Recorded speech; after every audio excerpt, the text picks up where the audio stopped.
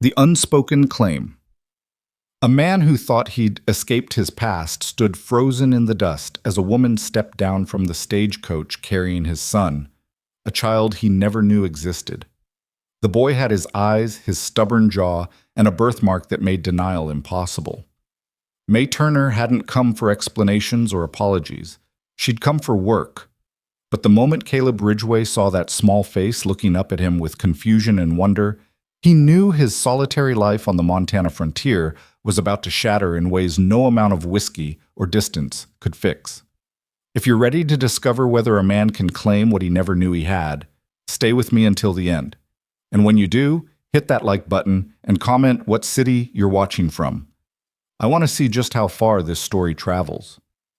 The autumn wind carried the scent of sage and coming snow across the Montana territory, and Caleb Ridgway stood at the edge of his property, watching the road like a man waiting for judgment. His ranch stretched out behind him, 300 acres of stubborn grass, a weathered barn, a house that had seen better decades, and cattle that didn't care much for human company, just like him.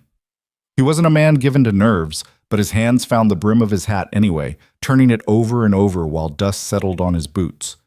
The advertisement he'd placed in the Denver paper had been simple enough. Ranch cook needed. Room and board, honest work for honest pay. He'd expected someone older, maybe a widow looking to escape city noise, or a woman past her prime seeking quieter days. What he hadn't expected was to care one way or another. The stagecoach appeared as a dark spot against the pale horizon, growing larger as it rattled down the rutted road. Caleb's jaw tightened. He'd built this life deliberately, solitary, predictable, free from the complications that came with depending on people. The cattle didn't talk back. The land didn't ask questions. And the silence never expected him to be anything other than what he was. But a man had to eat something besides burnt beans and questionable coffee. The stage pulled to a stop in a cloud of dust and horse sweat, and Caleb stepped forward, squinting against the afternoon sun. The driver, a grizzled man named Porter, who'd been running this route for 20 years, climbed down with the stiffness of someone who'd spent too many hours on hard wood. "Got your package, Ridgway?" Porter said, jerking his thumb toward the coach door. "Though I'd say she's more particular than most freight." The door opened before Caleb could respond. She stepped down carefully, one hand gathering her skirts, the other reaching back inside the coach. She was younger than he'd imagined, maybe late 20s, with dark hair pulled back in a practical bun, and a face that didn't waste energy on pleasantries. Her dress was plain, dark blue fabric that had seen wear but not neglect, and her movements carried the efficiency of someone who'd learned not to expect help. Caleb opened his mouth to introduce himself, to say something approximating welcome, but the words died in his throat. Because she turned back to the coach and lifted out a child. A boy, maybe 4 or 5 years old, with a tangle of light brown hair and a face smudged with travel dust. The child clung to her shoulder, peering at Caleb with eyes that were startlingly familiar, the same shade of gray-blue that looked back at him from his shaving mirror every morning. The world narrowed to that small face, and Caleb felt something cold and sharp lodge itself in his chest. "Mr. Ridgway?" The woman's voice cut through his paralysis. It was steady, almost flat, the tone of someone who'd stopped expecting warmth from strangers. "I'm May Turner. We corresponded about the cook position." Caleb's gaze snapped to her face, then back to the boy, then to her again. His mind raced through the fragments of her letters, careful handwriting, references from a boarding house in Billings, nothing that mentioned a child. Nothing that prepared him for this.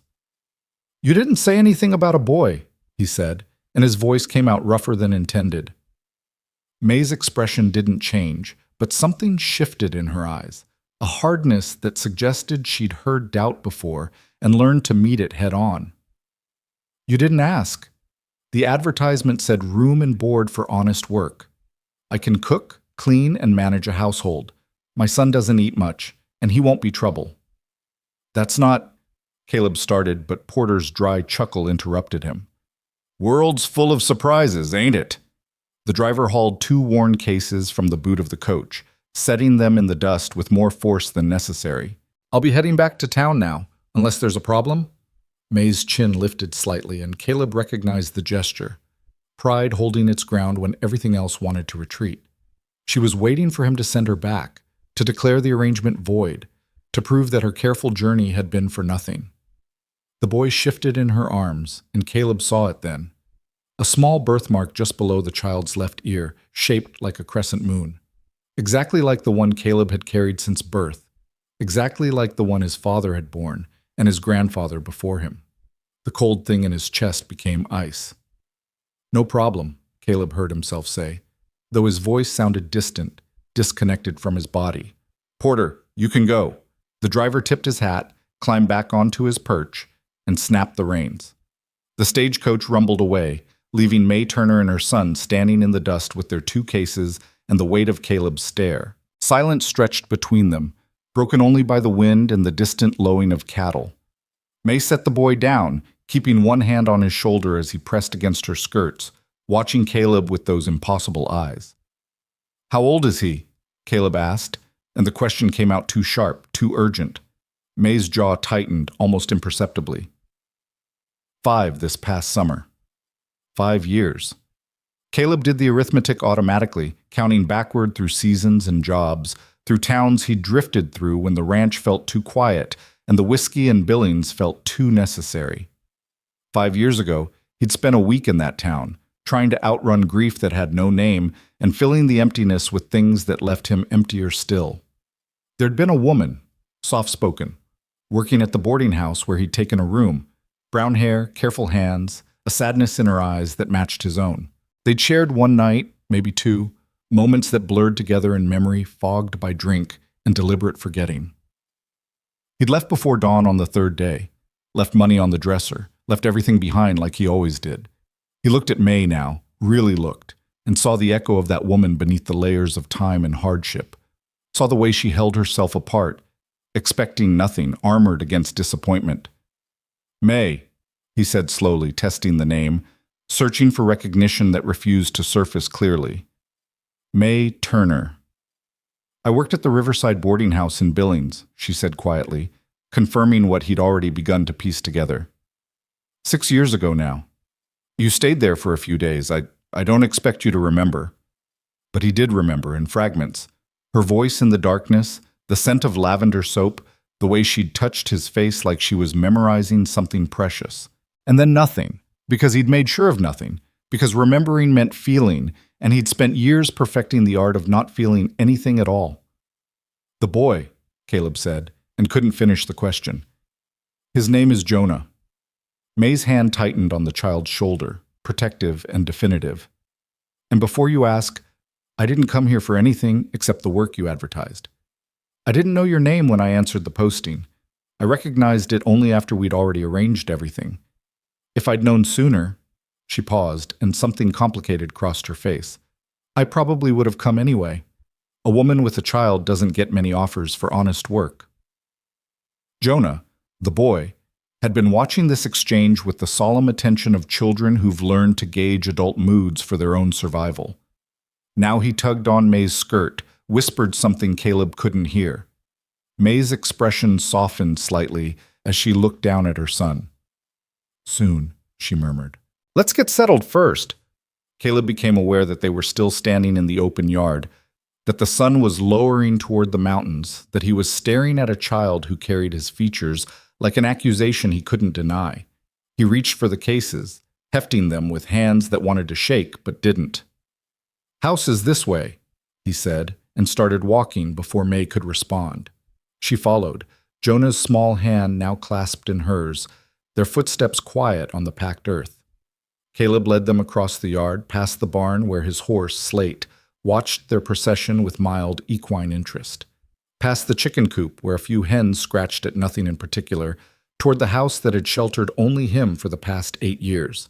The front door stuck slightly. It always did when the weather turned. And Caleb shouldered it open onto a space that suddenly felt smaller, more exposed. The main room served as kitchen, dining area, and sitting space all at once. An iron stove dominated one corner, a rough-hewn table commanded the center, and a few pieces of furniture that had come with the property occupied the rest. Everything was clean enough, functional enough, but unmistakably the domain of a man who lived alone and liked it that way. "Kitchen's yours to arrange however suits you," Caleb said, setting the cases down near the table. Bedroom's through there. He gestured toward a door on the left. That'll be yours and the boys. I'll take the loft. He nodded toward the ladder that led to the space above, where he'd been sleeping since he bought the place. May's gaze swept the room, assessing, calculating. Where do you usually sleep? The loft works fine. I'm not displacing you from your own bed, Mr. Ridgway. Jonah and I can manage in the loft. No. The word came out harder than he intended. That's not suitable. You take the bedroom. Their eyes met, and something unspoken passed between them, an acknowledgement of debts and obligations that neither had asked for, but both were now bound to navigate. May's expression suggested she wanted to argue, but practicality won out. She nodded once, conceding the point. Jonah had already begun exploring, his small hands trailing over the edge of the table, his eyes wide as he took in this new space. He moved toward the window, standing on tiptoe to peer out at the barn and the land beyond. He's quiet, Caleb observed, watching the boy. He knows how to be. May's voice carried layers of meaning, pride in her son's adaptability, sorrow for the circumstances that required it. We've moved often enough. He's learned. Caleb wanted to ask where they'd been, what roads had led her back into his orbit, whether the years between that night in Billings and this afternoon had been kind or cruel. But the questions felt too large, too intimate for this moment when they were still strangers occupying the same space through accident and biology. Instead, he moved toward the stove, began the familiar ritual of building a fire, needing something to do with his hands. You'll want to start meals tomorrow. Tonight, there's beans and some jerky. Coffee's fresh enough. I can manage something better than that if you've got flour and eggs, May said, already moving toward the shelves where he kept supplies, her assessment swift and professional.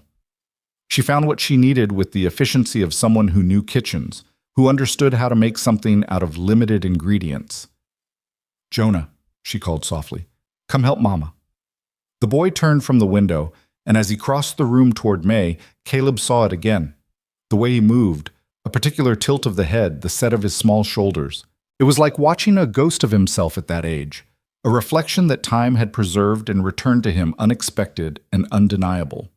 Jonah reached May's side, and she handed him a bowl, gave him some task that kept his hands busy. They worked together with practiced coordination, and Caleb realized he was watching something he'd never had, the easy intimacy of family, of people who knew each other's rhythms and moved accordingly. He retreated to the doorway, suddenly feeling like an intruder in his own home. Outside, the autumn evening was settling in, painting the sky in shades of amber and violet. The cattle had moved toward the far pasture, dark shapes against darkening grass. Everything looked exactly as it always did. Everything had changed. Behind him, he heard May's quiet voice instructing Jonah, heard the boy's softer response, heard the clatter of pans and the ordinary sounds of a meal being prepared. Sounds he'd never allowed in this space, sounds that made the house feel different, smaller and larger at the same time. Caleb pulled out his tobacco, rolled a cigarette with fingers that had steadied, and lit it with a match struck against the doorframe. Smoke curled upward, dissipating in the wind. He'd spent years building a life that required nothing from anyone, a fortress of solitude that protected him from the mess of human connection. And now a woman and a child, his child, stood in his kitchen, shattering that carefully constructed isolation with nothing more than their presence. When May called him to the table 20 minutes later, he found she'd transformed his meager supplies into something that approximated a proper meal. Eggs scrambled with wild onions she must have spotted growing near the well, biscuits that were actually edible, coffee that didn't taste like punishment. She'd set 3 places, and Jonah sat at one already, his legs swinging above the floor, watching Caleb with unguarded curiosity. They ate in near silence, the scrape of forks on tin plates the only conversation. Caleb caught himself stealing glances at the boy, at Jonah, noting the way he chewed thoughtfully, the serious expression he wore while eating, the careful way he held his fork. May had taught him manners, had given him structure despite whatever circumstances they'd endured. "It's good," Caleb finally said, nodding toward the food. "Better than I've had in years." May's expression remained neutral, but something flickered in her eyes, acknowledgement, maybe relief. I'll earn my keep, Mr. Ridgway. You'll have no cause to regret the arrangement. The arrangement. As if this were simple employment, as if the child sitting at his table didn't carry his blood and his birthmark and his impossible eyes. It's Caleb, he said roughly. No need for formality under your own roof. It's your roof, May corrected quietly. You live here now. That makes it yours too. The words hung in the air, heavier than he'd intended, implying permanence he wasn't sure either of them was prepared to claim. But May didn't argue, just nodded once and turned her attention back to her plate. After the meal, May cleaned while Caleb retreated outside, needing distance, needing the familiar darkness and the space to think without those gray-blue eyes watching him. He checked on Slate, fed the horse, moved through evening chores that usually brought peace, but tonight only amplified the chaos in his head. When he finally returned to the house, May had put Jonah to bed in the room that was now theirs. She stood at the window, her profile outlined by lamplight, looking out at nothing in particular. He's asleep, she said without turning. The travel was hard on him. Caleb moved to the table, poured himself coffee that had gone lukewarm, drank it anyway. May, he started, then stopped, not knowing how to navigate this conversation, how to ask questions that deserved asking without sounding like an accusation. She turned to face him then, and her expression held that same careful neutrality she'd worn since stepping off the stage. You want to know why I never told you? I want to know. He set the cup down harder than necessary. I want to know everything. How you managed, why you came here, what you expect from me now. I didn't tell you because I didn't know how to find you, May said, her voice level but carrying an edge of steel beneath. You left no forwarding address, no indication of where you'd gone. The few people who knew you said you drifted, that you worked ranches across Montana and Wyoming, never staying long. By the time I realized I was carrying your child, you were already gone like smoke. Caleb flinched at the image, at the accuracy of it. He had been smoke, insubstantial, directionless, disappearing before anyone could grab hold. I managed because I had to, May continued. I worked until I couldn't hide the pregnancy anymore, then took on washing and mending I could do in a back room. After Jonah was born, I found places that would tolerate a woman with a child, kitchens that needed help, boarding houses that traded work for shelter. We survived. The simplicity of that statement, we survived, contained universes of hardship that Caleb could only begin to imagine. A woman alone with an illegitimate child, moving through towns that judged, employers who exploited, a world that offered little mercy to those without protection or position. And now? He asked. What do you want from me? May met his gaze directly, unflinching. Exactly what the advertisement offered, work and shelter, a place where my son can sleep without me wondering if we'll be asked to leave in the morning. I'm not here for charity or for anything you don't freely give. I can cook, keep house, help with whatever needs doing. If that's worth room and board, then we have an arrangement. If it's not, she paused, and he saw the fear she was trying to hide. Then you can put us on the next stage to town and I'll find something else. And Jonah? Caleb's voice came out rough. What about him? Jonah is my son, my responsibility. You didn't know about him, and I'm not asking you to claim him now. He's done fine without a father this long. He'll continue to do fine. The words should have been a relief, an escape from obligation, freedom from responsibility he'd never chosen. Instead, they felt like a door closing, like being offered an easy exit from something that might matter. Caleb looked toward the bedroom where the boy slept, thought about those eyes that mirrored his own, that birthmark that made denial impossible, thought about 5 years of a child's life spent in rooms where he wasn't entirely welcome, depending on a mother's strength because his father had been too lost to even know he existed. He looks like me, Caleb said finally. Yes. No elaboration, no softening of that truth. Anyone who sees him will know. Then they'll know. May's chin lifted again, that gesture of pride in the face of judgment. I stopped caring what people assumed a long time ago. Silence settled between them, thick with things unsaid, weighted with choices that would reshape both their lives. The lamp flickered, casting shifting shadows on the walls. Outside, a coyote called to the rising moon, and somewhere in the distance, cattle answered with their own low sounds. The arrangement stands, Caleb said finally.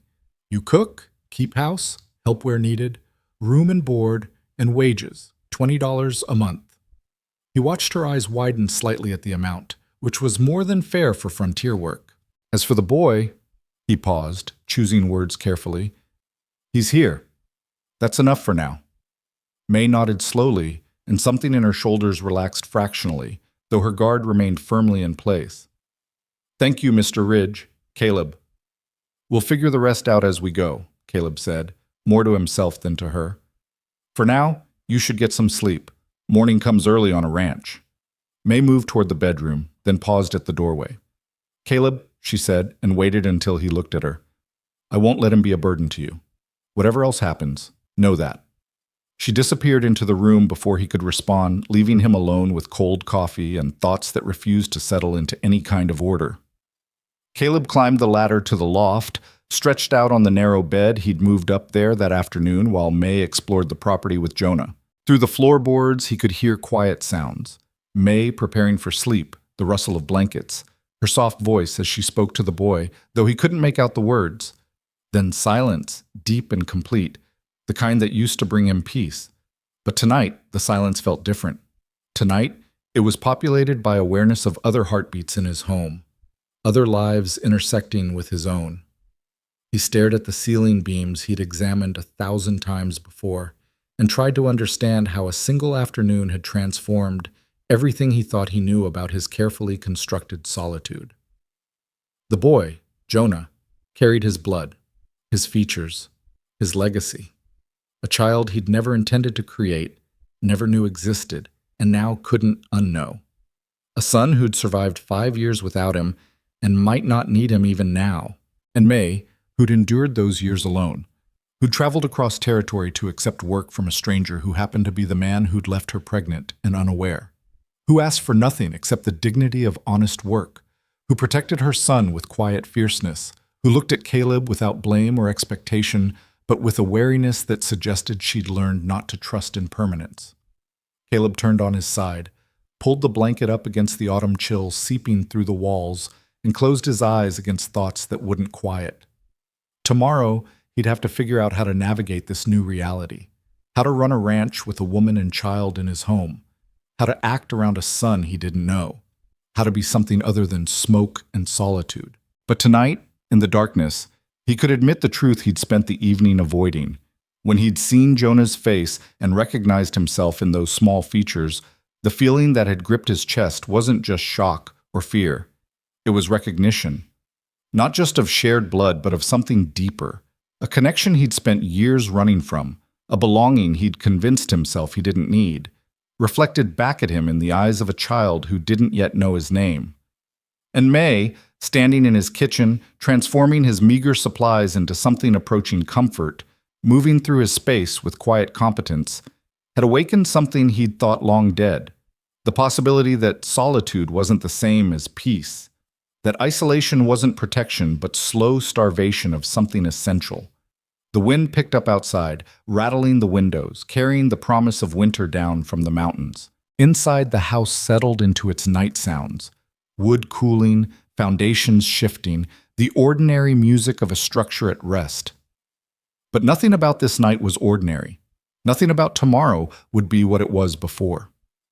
And as Caleb finally drifted toward uneasy sleep, he couldn't decide whether that terrified him or offered something he'd been missing without knowing to name it.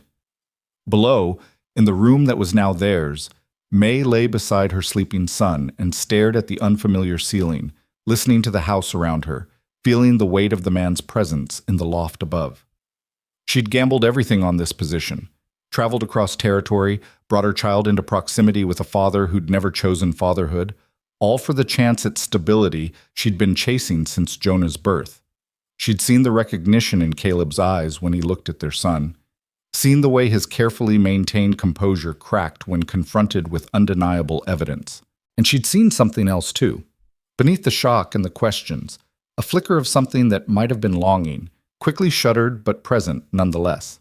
May didn't believe in fairy tales or rescue. She'd learned through hard experience that survival was her own responsibility, that depending on others led only to disappointment. But she also knew that sometimes, rarely, circumstances aligned in ways that offered more than mere survival.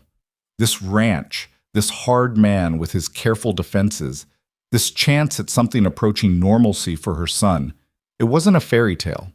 It was an opportunity to build something solid if she was strong enough and careful enough and lucky enough to make it work. Jonah stirred in his sleep, pressing closer to her warmth, and May wrapped her arm around him protectively. Whatever came next, whatever Caleb decided about his role in Jonah's life, she would make sure her son was safe, was fed, was sheltered. She'd done it for 5 years against steeper odds than this. But as she finally let herself relax into the unexpected comfort of a real bed in a room that might be theirs for more than a few weeks, May allowed herself one small hope, that maybe, just maybe, survival could evolve into something more. That this harsh land and this guarded man and this fragile arrangement might somehow become the foundation of the home she'd been searching for all along. Outside, the Montana night deepened, stars emerging in the vast darkness above the ranch, where 3 people lay separate but connected, each carrying their own fears and hopes into the uncertain future that morning would bring. Dawn broke cold and pale over the Montana mountains, and Caleb woke to sounds he hadn't heard in his home for 8 years. The quiet murmur of a woman's voice, the lighter response of a child, the clatter of cookware being handled with careful precision. He lay still in the loft for a moment, disoriented by the domestic symphony rising through the floorboards, before memory reassembled itself and yesterday's reality settled back into place. May Turner, Jonah, his son. He dressed quickly in the pre-dawn chill, descended the ladder to find May already at the stove, coaxing heat from embers he'd banked the night before. She wore the same dark blue dress, her hair again pulled back in that practical bun, and she moved through his kitchen like she was learning its geography, testing the damper, finding the coffee tin, discovering which boards creaked underfoot. Jonah sat at the table, still in what must have been his nightshirt, watching his mother with those unnervingly familiar eyes. When Caleb's boots hit the floor, the boy's gaze swung toward him, curious but cautious. "Morning," Caleb said, the word feeling awkward in his mouth, too casual for the strangeness of the situation. "Good morning." May glanced over her shoulder briefly, then returned her attention to the stove. "Coffee will be ready soon. I found oats. I'll make porridge if that suits." "That's fine." Caleb moved to the basin, splashed water on his face that was cold enough to shock, dragged a towel across his skin. When he turned back, Jonah was still watching him with that steady, evaluating stare that children sometimes possessed, the kind that saw more than adults wanted to reveal. "You talk to horses?" the boy asked suddenly, his voice small but clear. Caleb blinked. "What?" "Mama said you have horses. Do you talk to them?" Jonah's head tilted slightly, genuinely curious. "Mama talks to the chickens sometimes. She says it's polite." Despite everything, Caleb felt something shift in his chest, not quite a smile, but close. "I suppose I do talk to my horse. His name is Slate. He doesn't answer much, but he listens better than most people." "Can I meet him?" The eagerness in Jonah's voice was unmistakable, the first real animation Caleb had seen from the boy since his arrival. May turned from the stove, a spoon still in her hand. "Jonah, Mr. Ridge, Caleb has work to do. You can't be underfoot asking questions." "He can meet the horse," Caleb heard himself say. "After breakfast, if that's all right with you." May's expression suggested surprise, but she nodded. "After breakfast, then, and only if you stay out of the way and do exactly as you're told." Jonah's face lit up with a smile that transformed his serious features into something unbearably young and hopeful, and Caleb had to turn away, pretending interest in the rifle mounted above the door, anything to avoid the fierce protectiveness that surged through him at that small smile. They ate porridge sweetened with a precious spoonful of molasses.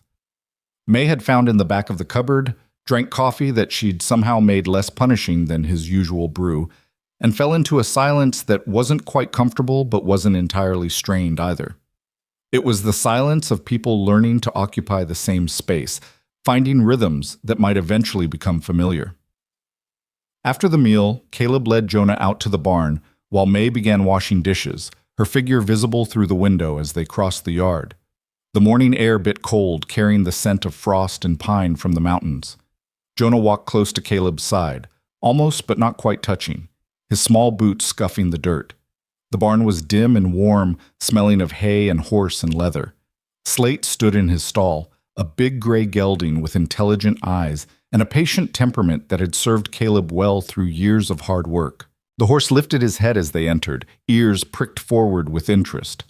"That's Slate," Caleb said, stopping a few feet from the stall. "He's 14 hands high, about 9 years old now. He's steady, doesn't spook easy." Jonah stared up at the horse with wide eyes, and Caleb saw the hesitation there, the way the boy wanted to approach but didn't quite dare. Without thinking, Caleb reached down and lifted Jonah up to his hip, holding him steady so he was level with Slate's head. The child went very still in his arms, and Caleb realized with a jolt that this might be the first time he'd actually held his son. The boy was lighter than expected, all bone and sinew beneath his clothes, and he fit against Caleb's side with an ease that felt both natural and terrifying. "Hold your hand out flat," Caleb instructed quietly. "Let him smell you first. Horses like to know who they're dealing with." Jonah extended his small hand carefully, palm up, and Slate stretched his neck forward to investigate, nostrils flaring as he caught the boy's scent. Then the horse did something Caleb hadn't expected. He lowered his head and gently bumped it against Jonah's chest, a gesture of acceptance that the gelding rarely offered strangers. Jonah's delighted laugh rang through the barn, pure and unguarded, and Caleb felt that sound lodge somewhere deep in his chest where it had no business being. "He likes me!" Jonah exclaimed, looking at Caleb with joy radiating from every feature. "Did you see? He likes me." "He does," Caleb agreed, and had to clear his throat against the unexpected roughness there.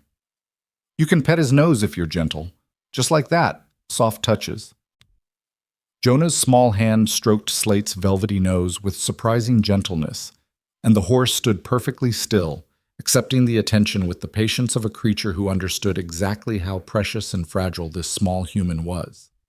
They stayed like that for several minutes, Jonah petting Slate and asking questions in a steady stream. What did Slate eat? Where did he sleep? Did he have friends? Could horses run as fast as trains?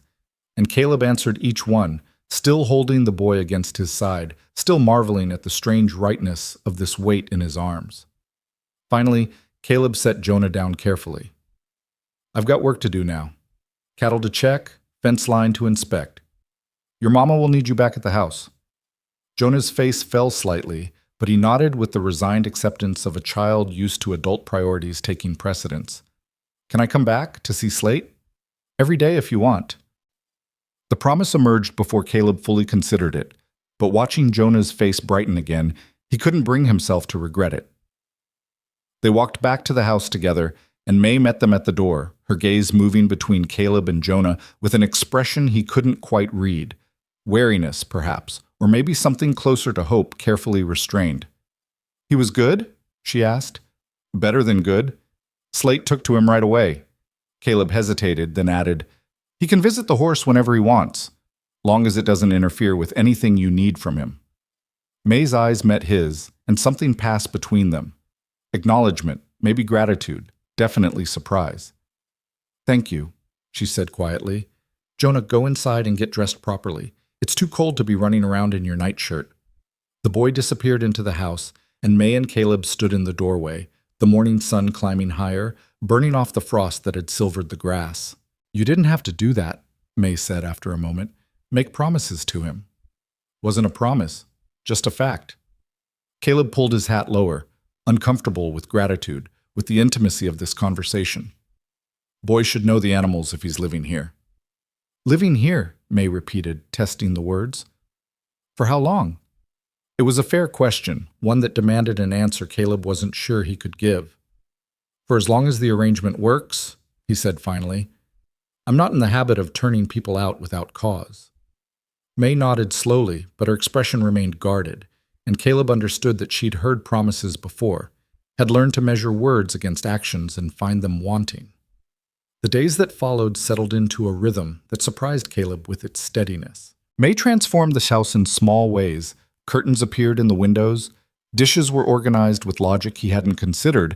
Meals arrived at regular times with variety he'd forgotten food could possess.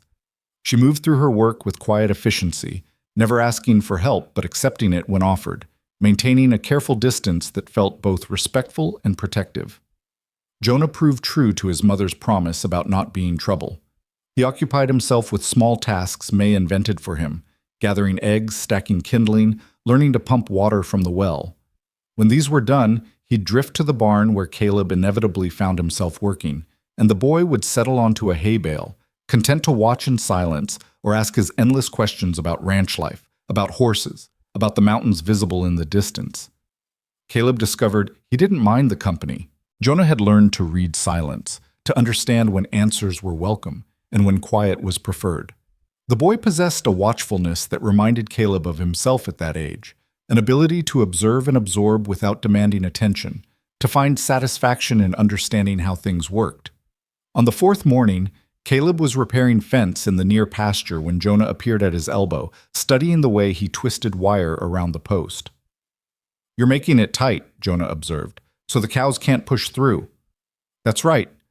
Caleb demonstrated the technique, his hands moving with practiced ease. "Cattle are stronger than they look. Fence has to be stronger still."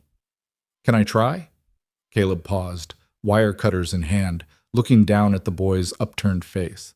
The request was simple, the kind any child might make, but it felt weighted with significance he couldn't quite name. Teaching implied continuity, suggested a future where such skills would matter. "All right," he said, and handed Jonah a length of wire. "But careful, it's sharp. You wrap it like this, see? 3 times around, then twist the ends together." Jonah's small fingers struggled with the wire's stiffness, but he persisted with a determination that Caleb recognized from his own stubborn nature. When the boy finally managed a passable twist, pride blazed across his features. "I did it! Look, I did it!" "You did," Caleb confirmed, and felt something warm expand in his chest at the boy's accomplishment. "A few more like that, and you'll be fixing fence on your own." They worked together for another hour, Caleb taking the difficult sections while Jonah handled what he could manage, and when they finally headed back toward the house for the midday meal, the boy's chatter had taken on a comfortable quality, like he was talking to someone he trusted rather than a stranger who happened to share his blood. May watched them approach from the kitchen window, and when Caleb met her gaze, he saw something complicated cross her face. Relief, maybe, or concern, or both tangled together in ways she was still trying to navigate. That evening, after Jonah had been put to bed and May had finished her kitchen work, she joined Caleb on the porch, where he sat smoking, watching the stars emerge against the darkening sky. She lowered herself onto the step below him, maintaining that careful distance, wrapping her shawl tighter against the cold. "He's getting attached to you," she said quietly, not looking at him. "To this place." Caleb drew on his cigarette, considering his words. "Is that a problem?" "It could be." May's voice carried a thread of something sharp beneath the calm. "If this doesn't last. If you decide one day that a woman and child are more trouble than they're worth." "I don't make decisions like that lightly." "You made one once." The words weren't accusatory, just factual, a reminder of history they both carried. "You left Billings without looking back." Caleb was silent for a long moment, smoke curling from his lips into the night air. "I was different then. Running from things I couldn't name, trying to outpace grief that followed me anyway." "What were you grieving?" It was the first personal question she'd asked, and it deserved honesty. "My parents died the year before. Influenza. Then my brother in a riding accident 6 months later. The ranch we'd built together went to pay debts I didn't know existed. I was 23 and had nothing left except the knowledge that everyone I cared about disappeared one way or another." May turned to look at him then, her face pale in the starlight. "So you made sure to disappear first?" "Something like that." Caleb stubbed out the cigarette against the porch railing. "Spent 5 years drifting, working ranches, staying just long enough to earn wages before moving on. Told myself I preferred it that way. No attachments, no losses. What changed? Found this place. Previous owner was dying, no heirs, wanted someone who'd actually work the land instead of letting it go to speculators. Sold it to me for less than it was worth, on the condition I'd stay, make something of it." Caleb gestured toward the dark shapes of the barn, the pasture beyond. "Figured maybe I'd run far enough. Maybe it was time to stop." "And now?" May's voice was barely above a whisper. Now that we're here? Caleb looked at her. This woman who'd survived 5 years of hardship he could only imagine, who'd raised his son alone, who traveled across territory to accept work from a stranger without knowing that stranger was the father of her child. She held herself with such careful dignity, such fierce protection of what little she had, and he understood that she was asking for something more than reassurance about employment. She was asking if he was still running, still the man who disappeared before dawn, asking if Jonah's growing attachment would end in abandonment, if the safety she'd found here was real or just another temporary shelter before the next displacement. "I'm not leaving," Caleb said, and meant it with a certainty that surprised him. "This is my land, my home. You and the boy—" He paused, choosing words carefully. "You're here because I said you could be. That doesn't change on a whim. People change their minds." May's voice carried the weight of experience. "Circumstances shift. A child underfoot, a woman's presence changing the household you built for solitude. It's not what you planned for." "No," Caleb agreed. "It's not what I planned. But plans aren't sacred. Life happens whether you're ready or not." May studied him for a long moment, and he could see her weighing his words, testing them against promises she'd heard before.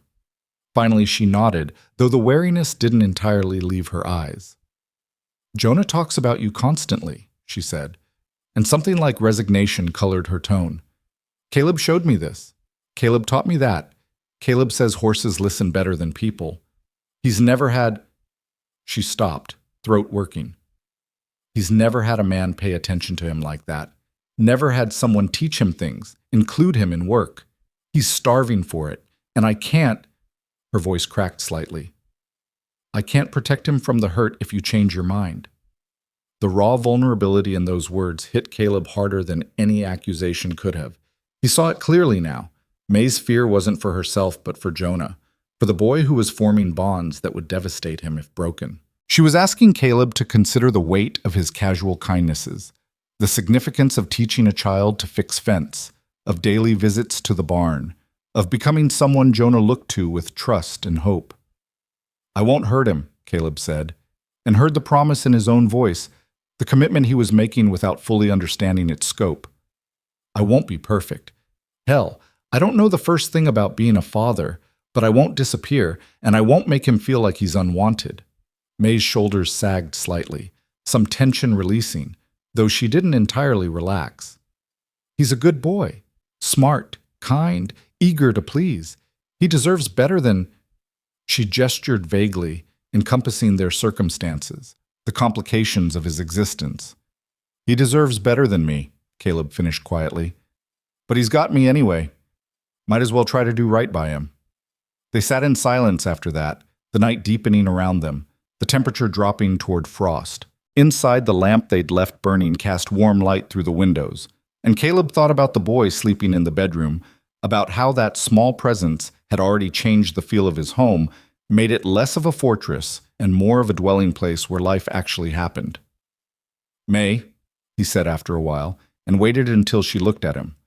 "About that night in Billings—" "You don't need to explain," she interrupted quickly. "It was what it was. I'm not asking for apologies or explanations." "Maybe not, but you deserve both." Caleb leaned forward, elbows on his knees, hands clasped. "I was drunk and grieving and using anything I could find to forget for a while. That doesn't excuse leaving the way I did, doesn't excuse not being more careful, not thinking about consequences. You carried those consequences alone for 5 years. That's on me." May was quiet for a long moment, then said softly, "I could have been more careful too. I knew what I was doing, knew the risks. I wanted—" She paused, and when she continued, her voice was barely audible. "I wanted to feel something other than lonely for one night. Wanted to believe someone saw me, even if it couldn't last. That was my choice as much as yours." The honesty in that admission created a space between them where blame couldn't easily exist, where they were just two people who'd made choices in pain and isolation, choices that had created a child neither had planned for, but who existed nonetheless, shaping both their futures, whether they were ready or not. "He's got my birthmark," Caleb said, shifting the conversation. Same place, same shape. My father had it, my grandfather. Goes back generations, according to family stories. I know. I noticed it the day he was born.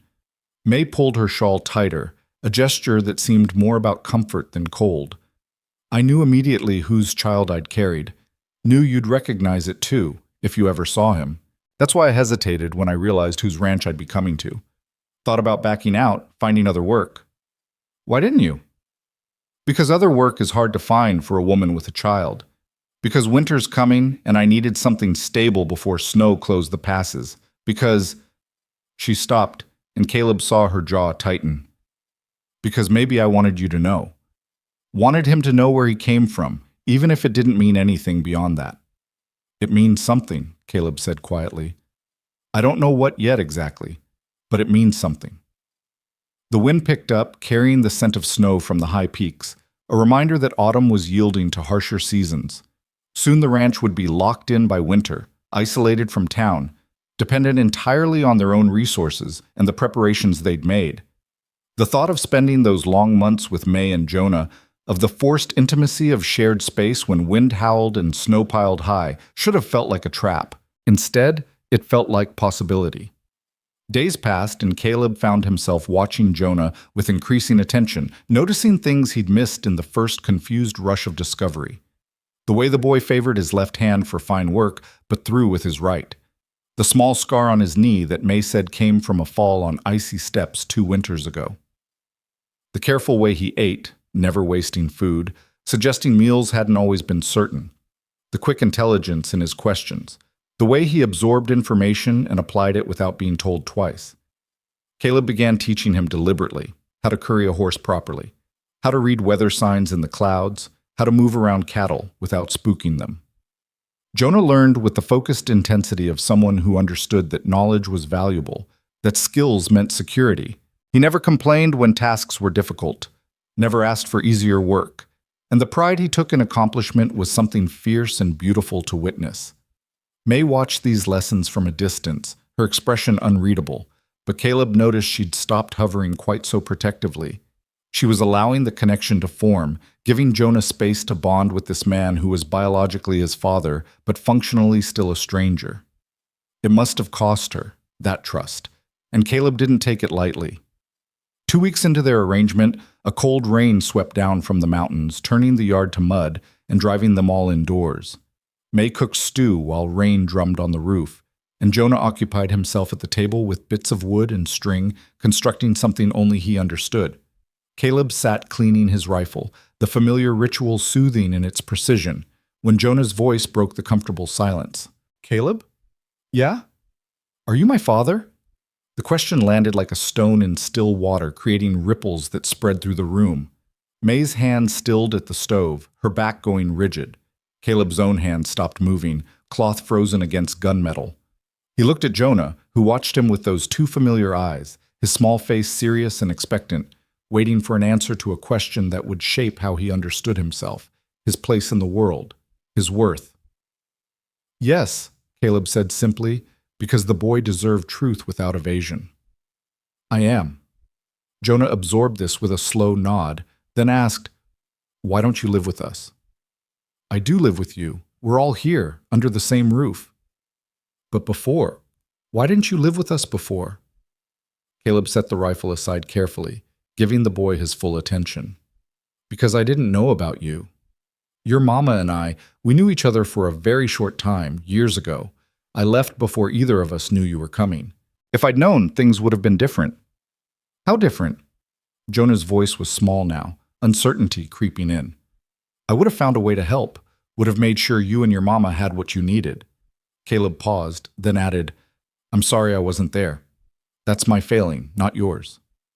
Mama said you didn't know. She said it wasn't your fault or mine. Jonah's fingers twisted the string he'd been playing with.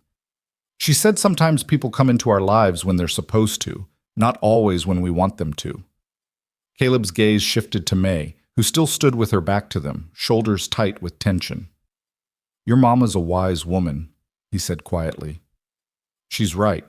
I came into your life late, but I'm here now. That gonna be all right with you? Jonah considered this with the gravity of someone much older, then smiled, tentative but genuine. I like it here. I like Slate and the chickens and learning about fence. I like you. The simple declaration hit Caleb somewhere he hadn't known he was vulnerable, creating an ache that was half warmth, half terror. I like you too, Jonah, he said, and meant it with an intensity that surprised him. May turned from the stove finally, her eyes bright with unshed tears, and she nodded at Caleb, gratitude, acknowledgement, something deeper he didn't have words for. Then she wiped her hands on her apron and said briskly, "Stew's ready. Wash up, both of you." They ate together while rain continued its assault on the roof, and the conversation drifted to safer topics. Whether the cattle had found shelter, what repairs the barn would need before heavy snow, how many jars of preserves they'd need to put up before winter truly set in. But something had shifted in the room. Some invisible barrier had been acknowledged and carefully dismantled, and the space they shared felt different now, less like a temporary arrangement, more like the foundation of something that might endure. That night, after Jonah had fallen asleep and May had retreated to her room, Caleb lay in the loft listening to the rain and thinking about the question the boy had asked. "Are you my father?" The answer was yes, biologically indisputable, marked in the child's features in that telltale birthmark. But being a father required more than blood. It required presence, consistency, the willingness to be someone a child could depend on when the world felt uncertain. Caleb had never wanted that responsibility, had spent years avoiding exactly this kind of entanglement. But lying in the darkness with rain washing the world outside and his son sleeping below, he realized that want had nothing to do with it anymore. Jonah existed. Jonah needed. And Caleb had the choice to either step forward into that need or remain at the safe distance of biological fact without emotional investment. The choice, when he examined it honestly, had already been made. It had been made the moment he'd lifted Jonah up to meet Slate, the moment he'd shown the boy how to twist wire, the moment he'd promised daily visits to the barn. It had been made without him fully realizing it, his careful defenses eroding under the patient assault of a child's trust and hope. He was Jonah's father, not just in blood, but in the ways that would shape the boy's life. Teach him how men moved through the world, show him what strength looked like when tempered with gentleness. The weight of that responsibility should have felt crushing. Instead, it felt like purpose. Like the missing piece he hadn't known he'd been searching for through all those years of drift and deliberate isolation. It terrified him. But terror, Caleb was discovering, could coexist with certainty, with the knowledge that some fears were worth facing because the alternative, remaining safe but alone, was a slower form of dying. Rain drummed on, washing the autumn dust from the world, preparing the land for the winter that would lock them all together in this small space. And Caleb closed his eyes, accepting what he could no longer deny. His life of solitude was over, transformed by a woman's quiet strength and a boy's simple trust into something infinitely more complicated and impossibly more real. The rain continued through the night and into the next day, transforming the ranch into an island of mud and mist. Caleb worked through it anyway, checking cattle that huddled miserable in the lee of rocky outcroppings, reinforcing sections of fence that sagged under the weight of water and wind. He returned to the house soaked through, boots caked with mud, to find May heating water on the stove and Jonah pressed against the window watching for his return. "You're drowned," May said, taking in his condition with a critical eye. "There's hot water for washing. I'll get you dry clothes." "I can manage," Caleb protested, but she was already moving toward the bedroom, returning with one of his own shirts she must have washed and mended without him noticing. The sleeve that had been torn for months was neatly repaired, the fabric softer than he remembered. He washed at the basin while May turned her attention back to whatever she was cooking, and Jonah resumed his window vigil, though Caleb caught the boy sneaking glances at him, as if verifying he was real and present and hadn't been swept away by the storm. "Anything happen while I was out?" Caleb asked, pulling on the dry shirt. "Chickens are unhappy about the rain," Jonah reported seriously. "They made complaining noises. Mama said they're spoiled." "They are spoiled," May confirmed. "And they'll survive a little weather, unlike some people who insist on working in it when they could wait a day." Caleb heard the concern beneath her practical tone. "Cattle don't wait for good weather. They need checking regardless. And if you catch your death doing it, what then?" May set a cup of hot coffee in front of him with more force than necessary. You think that helps anyone? It was the first time she'd shown anything resembling anger toward him, and Caleb found himself oddly pleased by it, pleased that she cared enough to be worried, pleased that the careful distance she maintained had cracks where real feeling could leak through. I'll be fine, he said, gentler. Done this for years. Know my limits. May's mouth tightened, but she didn't push further. Instead, she ladled soup into bowls, and they ate while rain continued its assault, and the house creaked around them, a small vessel of warmth in a cold, wet world. That evening, with weather making outdoor work impossible, Caleb found himself at loose ends. Usually he'd read or work on tack that needed mending, but Jonah had spread his collection of wood scraps and string on the table, and the boy's concentrated efforts drew Caleb's attention. "What are you building?" he asked. Jonah looked up, surprise and pleasure mingling on his face. "A barn, for Slate, so he doesn't get wet." He held up a lopsided construction that bore only the most generous resemblance to a barn.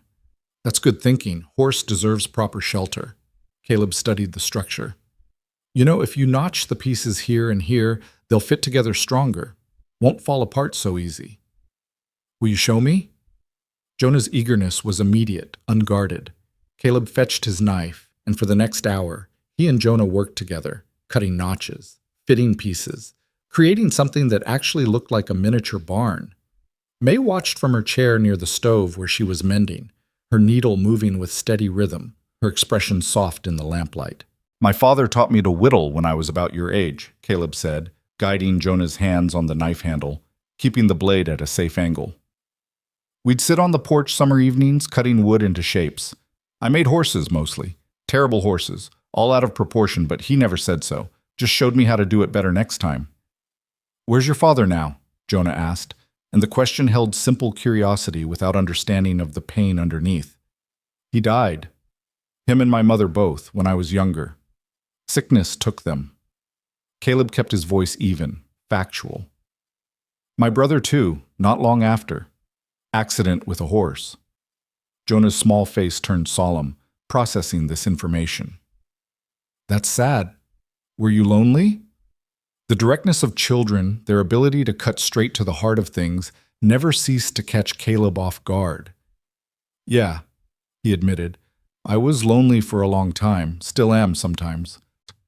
"You don't have to be lonely now," Jonah said, with the absolute certainty of a child who hadn't yet learned that proximity didn't always cure isolation. "You have us, me and Mama. We're here." Caleb's throat tightened, and he had to focus very hard on the wood in his hands, on the careful angle of the blade. "You're right," he managed. "You are here." May's needle had stilled, and when Caleb glanced her direction, he found her watching him with an expression that made something in his chest ache. Tenderness, understanding, a shared recognition of how thoroughly this child was reshaping both their carefully guarded hearts. The rain finally broke 3 days later, leaving the world washed clean and the sky a blue so sharp it hurt to look at. Caleb returned to full work with a vengeance, and May began the serious business of preparing the household for winter. She took inventory of supplies, made lists of what they'd need from town, inspected the root cellar, and declared it wanting. "We'll need more potatoes, dried beans, flour," she told Caleb over breakfast. "Sugar if you can spare the expense. Salt pork. The chickens will need extra feed if we're snowed in for weeks at a stretch." "Make a complete list," Caleb said. "I'll take the wagon to town end of the week. You and Jonah should come. You'll know better than me what's needed, and the boys should see civilization before we're locked in till spring." May hesitated, and Caleb saw the calculation in her eyes. The risk of being seen in town with him, of people drawing conclusions, of judgment that might fall harder on Jonah than on either adult. Small towns had long memories and sharp tongues, and a woman with an illegitimate child traveling with the child's father made for exactly the kind of gossip that could follow a family for years. "People will talk regardless," Caleb said quietly, reading her thoughts. "Might as well give them something honest to talk about. The boy's mine. I'm not ashamed of that, and you shouldn't have to hide him." "I've never hidden him," May said, but her voice carried the weariness of someone who'd defended her son's existence more times than she could count. "But I've learned there's a difference between not hiding and deliberately inviting scrutiny." Let them scrutinize. Won't change facts. Caleb drained his coffee, set the cup down with finality. We need supplies. You need to pick them out proper. So we go to town, all three of us. Anyone has something to say about it can say it to my face. The fierce protectiveness in his tone seemed to surprise May, but after a moment she nodded. All right, we'll go together. The trip to town took most of the day. 2 hours by wagon over roads still muddy from rain. Jonah wedged between Caleb and May on the bench seat, asking questions about every landmark, every bird, every distant mountain. The boy's wonder in the wider world beyond the ranch was something pure and infectious, and Caleb found himself pointing out things he'd stopped noticing years ago. The way aspens turned gold in autumn, how elk moved in herds across high meadows, the difference between hawk and eagle in flight. May sat quiet for most of the journey, one hand resting on Jonah's shoulder, her gaze moving across landscape she must have traveled before, but perhaps never with this sense of security, never sitting beside the father of her child while he openly claimed that connection. The town of Ridgemont wasn't much. A main street with a general store, a saloon, a church, a few other establishments serving ranchers and miners scattered across the territory. Caleb drove the wagon straight to Morton's general store, helped May down while Jonah scrambled after them, eyes wide at the bustle of people and horses and goods on display. Inside, the store smelled of coffee and leather and the sharp tang of pickle brine. Mrs. Morton stood behind the counter, a formidable woman who'd run the establishment since her husband died a decade prior. She looked up as they entered, and Caleb saw her gaze move from him to May to Jonah, saw the exact moment recognition and calculation occurred. Caleb Ridgway, she said, her tone neutral but her eyes sharp. Haven't seen you in months. Heard you'd found yourself some help out at the ranch. Mrs. Morton, Caleb nodded respectfully. This is May Turner, my cook and housekeeper, and this is Jonah. He put his hand on the boy's shoulder, the gesture deliberate, claiming, We're here to stock up for winter. Mrs. Morton's eyebrows rose fractionally as she took in Jonah's features, the unmistakable resemblance to the man whose hand rested on his shoulder. I see, she said, and those two words carried volumes. Then, surprising Caleb, her expression softened slightly as she looked at the boy. Well, Jonah, have you ever had a peppermint stick? Jonah glanced at May, who nodded permission, and the boy shook his head solemnly. Well, that's a shame needs correcting. Mrs. Morton produced a jar from beneath the counter, offered it to Jonah. Pick whichever color you like. Consider it a welcome to Ridgemont. The kindness in the gesture, unexpected and genuine, seemed to break something in the atmosphere. May's shoulders relaxed incrementally, and Jonah selected a peppermint stick with careful deliberation, whispering his thanks. They spent the next hour gathering supplies while Mrs. Morton efficiently tallied and wrapped. Other customers came and went, and Caleb saw the looks, heard the whispers that started the moment people recognized him with a woman and child.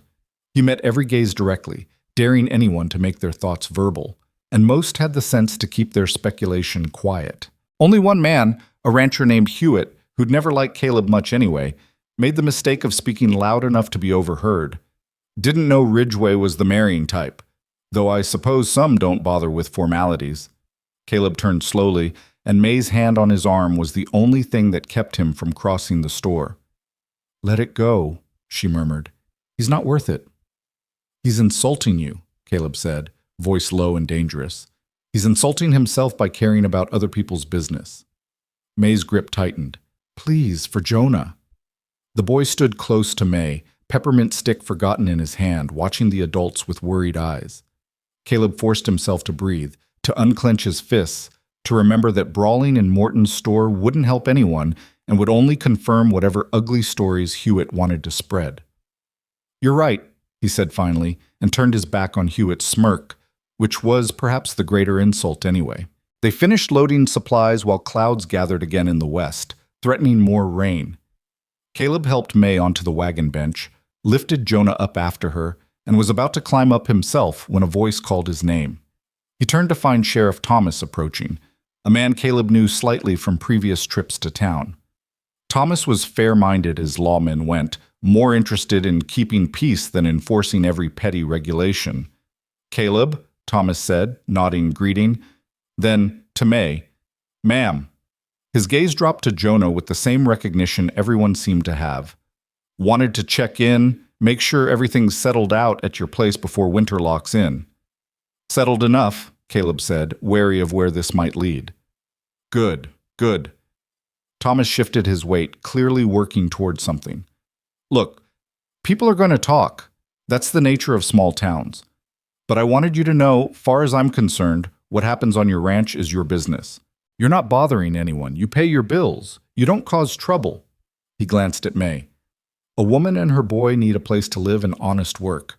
That's nobody's concern but those involved. Appreciate that, Sheriff, May said quietly.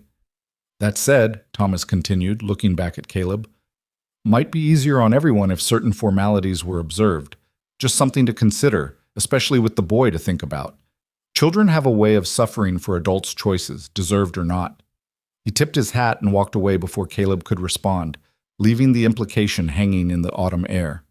May had gone very still beside him, and when Caleb looked at her, he saw her jaw was tight, her eyes fixed on some distant point.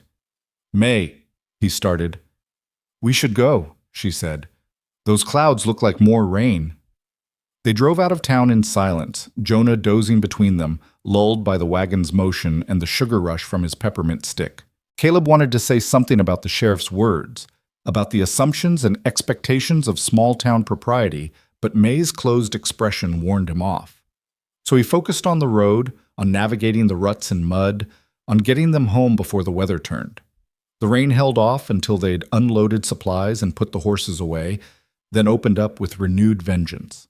They ate a quiet supper, May moving through the kitchen with mechanical efficiency, Jonah picking up on the tension and staying subdued. After the boy was put to bed, Caleb found May standing at the window, staring out at the rain-dark night. What the sheriff said, Caleb began, but May cut him off. He meant marriage. That's the formality he was suggesting. Her voice was flat, carefully controlled. Make an honest woman of me, legitimize Jonah, give the town nothing to whisper about. Would that be so terrible? May turned to face him, and her expression was harder than he'd ever seen it. You think a piece of paper changes what people believe? You think it erases 5 years of Jonah being born without a father's name? You think it makes us respectable in their eyes, or just confirms we're exactly what they suspected, two people who made a mistake and are trying to cover it up? I think it gives Jonah my name, Caleb said steadily. I think it means nobody questions his place here, his right to inherit what I've built. I think it means you're protected if something happens to me. Protected, May repeated and laughed without humor.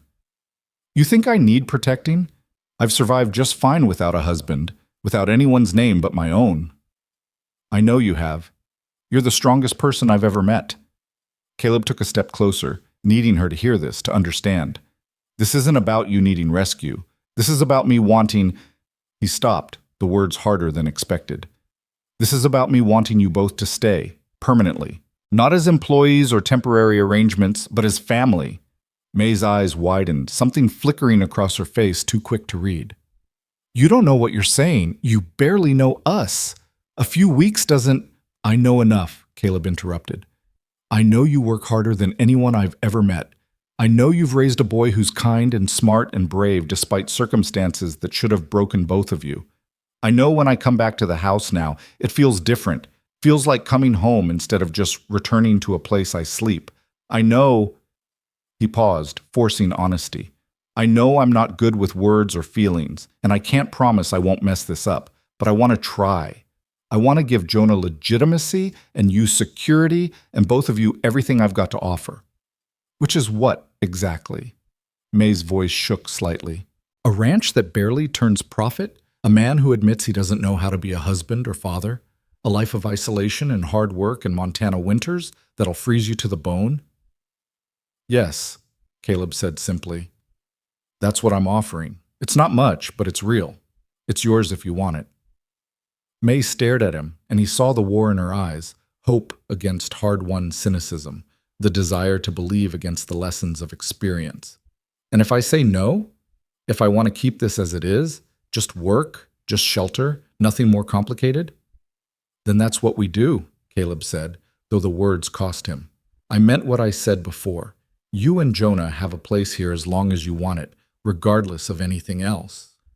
You'd let us stay? Even knowing about Jonah, even with the town talking, even if we're not... She couldn't quite finish. Even then. I'm not my father's son, May. I don't turn people out for failing to meet expectations. Caleb held her gaze. But I'm asking. Not because the sheriff suggested it, not because of town gossip. I'm asking because somewhere between you arriving and now, I stopped thinking of you as a cook and started thinking of you as someone I want to build a life with. And Jonah, his throat tightened. That boy deserves to know he belongs somewhere, that he's wanted, that his father claims him proudly. Marriage makes that official in ways nothing else can.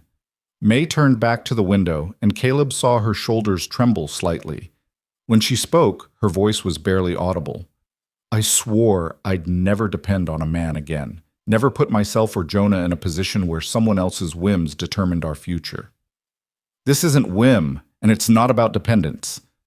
Caleb moved to stand beside her, careful not to touch, giving her space. It's about partnership, about building something together that's stronger than either of us alone. You've been doing this by yourself for 5 years, May. You don't have to anymore. She was crying now, silent tears tracking down her face, and Caleb felt helpless in the face of her pain, unsure whether he'd said too much or not enough. I'm terrified, May whispered finally. Terrified of believing this could work. Terrified of what happens to Jonah if it doesn't. He's already attached to you, already thinks of you as his father. If we make this official and then it falls apart, it won't fall apart. Caleb said it with absolute conviction, surprised by his own certainty. I'm not going anywhere. I'm not running. Whatever happens, we face it together. May turned to look at him, searching his face for something. Truth, maybe, or at least honest intention. Whatever she found there must have satisfied her, because after a long moment, she nodded. Ask me properly, she said. Not because of propriety or town gossip or legitimacy. Ask me because you mean it. Caleb took a breath, feeling the weight of this moment, understanding that what he said next would define everything that followed. May Turner, will you marry me? Will you let me be a proper husband to you and father to Jonah? Will you help me turn this ranch into a real home, build a life that matters, give that boy the family he deserves? Yes, May said, and her voice was steady despite the tears. Yes, I'll marry you. The simplicity of her acceptance made Caleb's chest tighten with something he hadn't felt in years. Something that might have been joy, might have been relief, might have been the terrifying vulnerability of having something precious to lose. He reached for her hand, and she let him take it, her fingers small and work roughened in his. We'll go to town next week, Caleb said. Talk to the preacher, make it legal. Nothing fancy, just us, May agreed. Jonah should be there, though. He should see it, understand what it means. Of course, it's his family, too. The words felt right, felt true in ways Caleb was still learning to navigate. They stood together at the window while rain washed the world outside, and Caleb thought about how strange life was, how a man could spend years running from connection only to find himself standing in his own house making promises to a woman he barely knew but somehow understood completely, committing to raise a son who'd existed for 5 years without him, but who'd claimed a place in his heart in mere weeks. It should have felt reckless. Instead, it felt inevitable, like every choice he'd made had been leading here, to this moment, to this woman, and this child, and this chance at redemption he hadn't known he needed. I can't promise perfect, Caleb said quietly. I'll make mistakes. I'll be difficult sometimes. I'm not used to sharing space or making decisions with someone else in mind. I can't promise perfect either, May replied. I'm stubborn and independent, and I've spent too long doing things my way to change easily. I'll probably argue with you more than a proper wife should. Good, Caleb said, and almost smiled. Life's more interesting with a little argument. May did smile then, small but genuine, and Caleb felt absurdly proud of putting that expression on her face. They stayed at the window until the lamp burned low, talking quietly about practical things. When to go to town, what simple ceremony would suit them both, how to explain this to Jonah in ways he'd understand. The conversation was easy, comfortable, and Caleb marveled at how natural it felt to plan a future with this woman, to imagine years stretching ahead where they'd face Montana winters, and difficult seasons and the ordinary struggles of ranch life together. When May finally retired to her room, their room soon enough, though neither mentioned that complication yet, Caleb climbed to the loft and lay awake listening to the rain. Tomorrow, he'd have to think about logistics, about making space for a wife, about what marriage would mean in practical daily terms. Tomorrow, he'd have to start being the kind of man who deserved the trust May was placing in him, who could be the father Jonah needed, who could build the family they were all reaching toward with tentative hope. But tonight, in the darkness with rain on the roof and the knowledge that May had said yes settling into his bones, Caleb let himself feel something close to peace. It was fragile, this new arrangement, and it would take work to maintain, to grow into something lasting. But for the first time since losing his own family all those years ago, Caleb could imagine a future that held more than solitude and survival. He could imagine belonging, could imagine being part of something larger than himself, something worth protecting, worth fighting for, worth the terrifying vulnerability of letting people matter. And though it scared him more than he'd ever admit out loud, Caleb found he was ready for it, ready to stop running, ready to build instead of drift, ready to become the man this woman and this boy believed he could be, even if he wasn't entirely sure yet how to be that man. He'd figure it out as he went, the way he'd figured out everything else in his life, through trial and error, through showing up every day, through the stubborn persistence that had kept him alive through grief and loss and all the years of lonely wandering.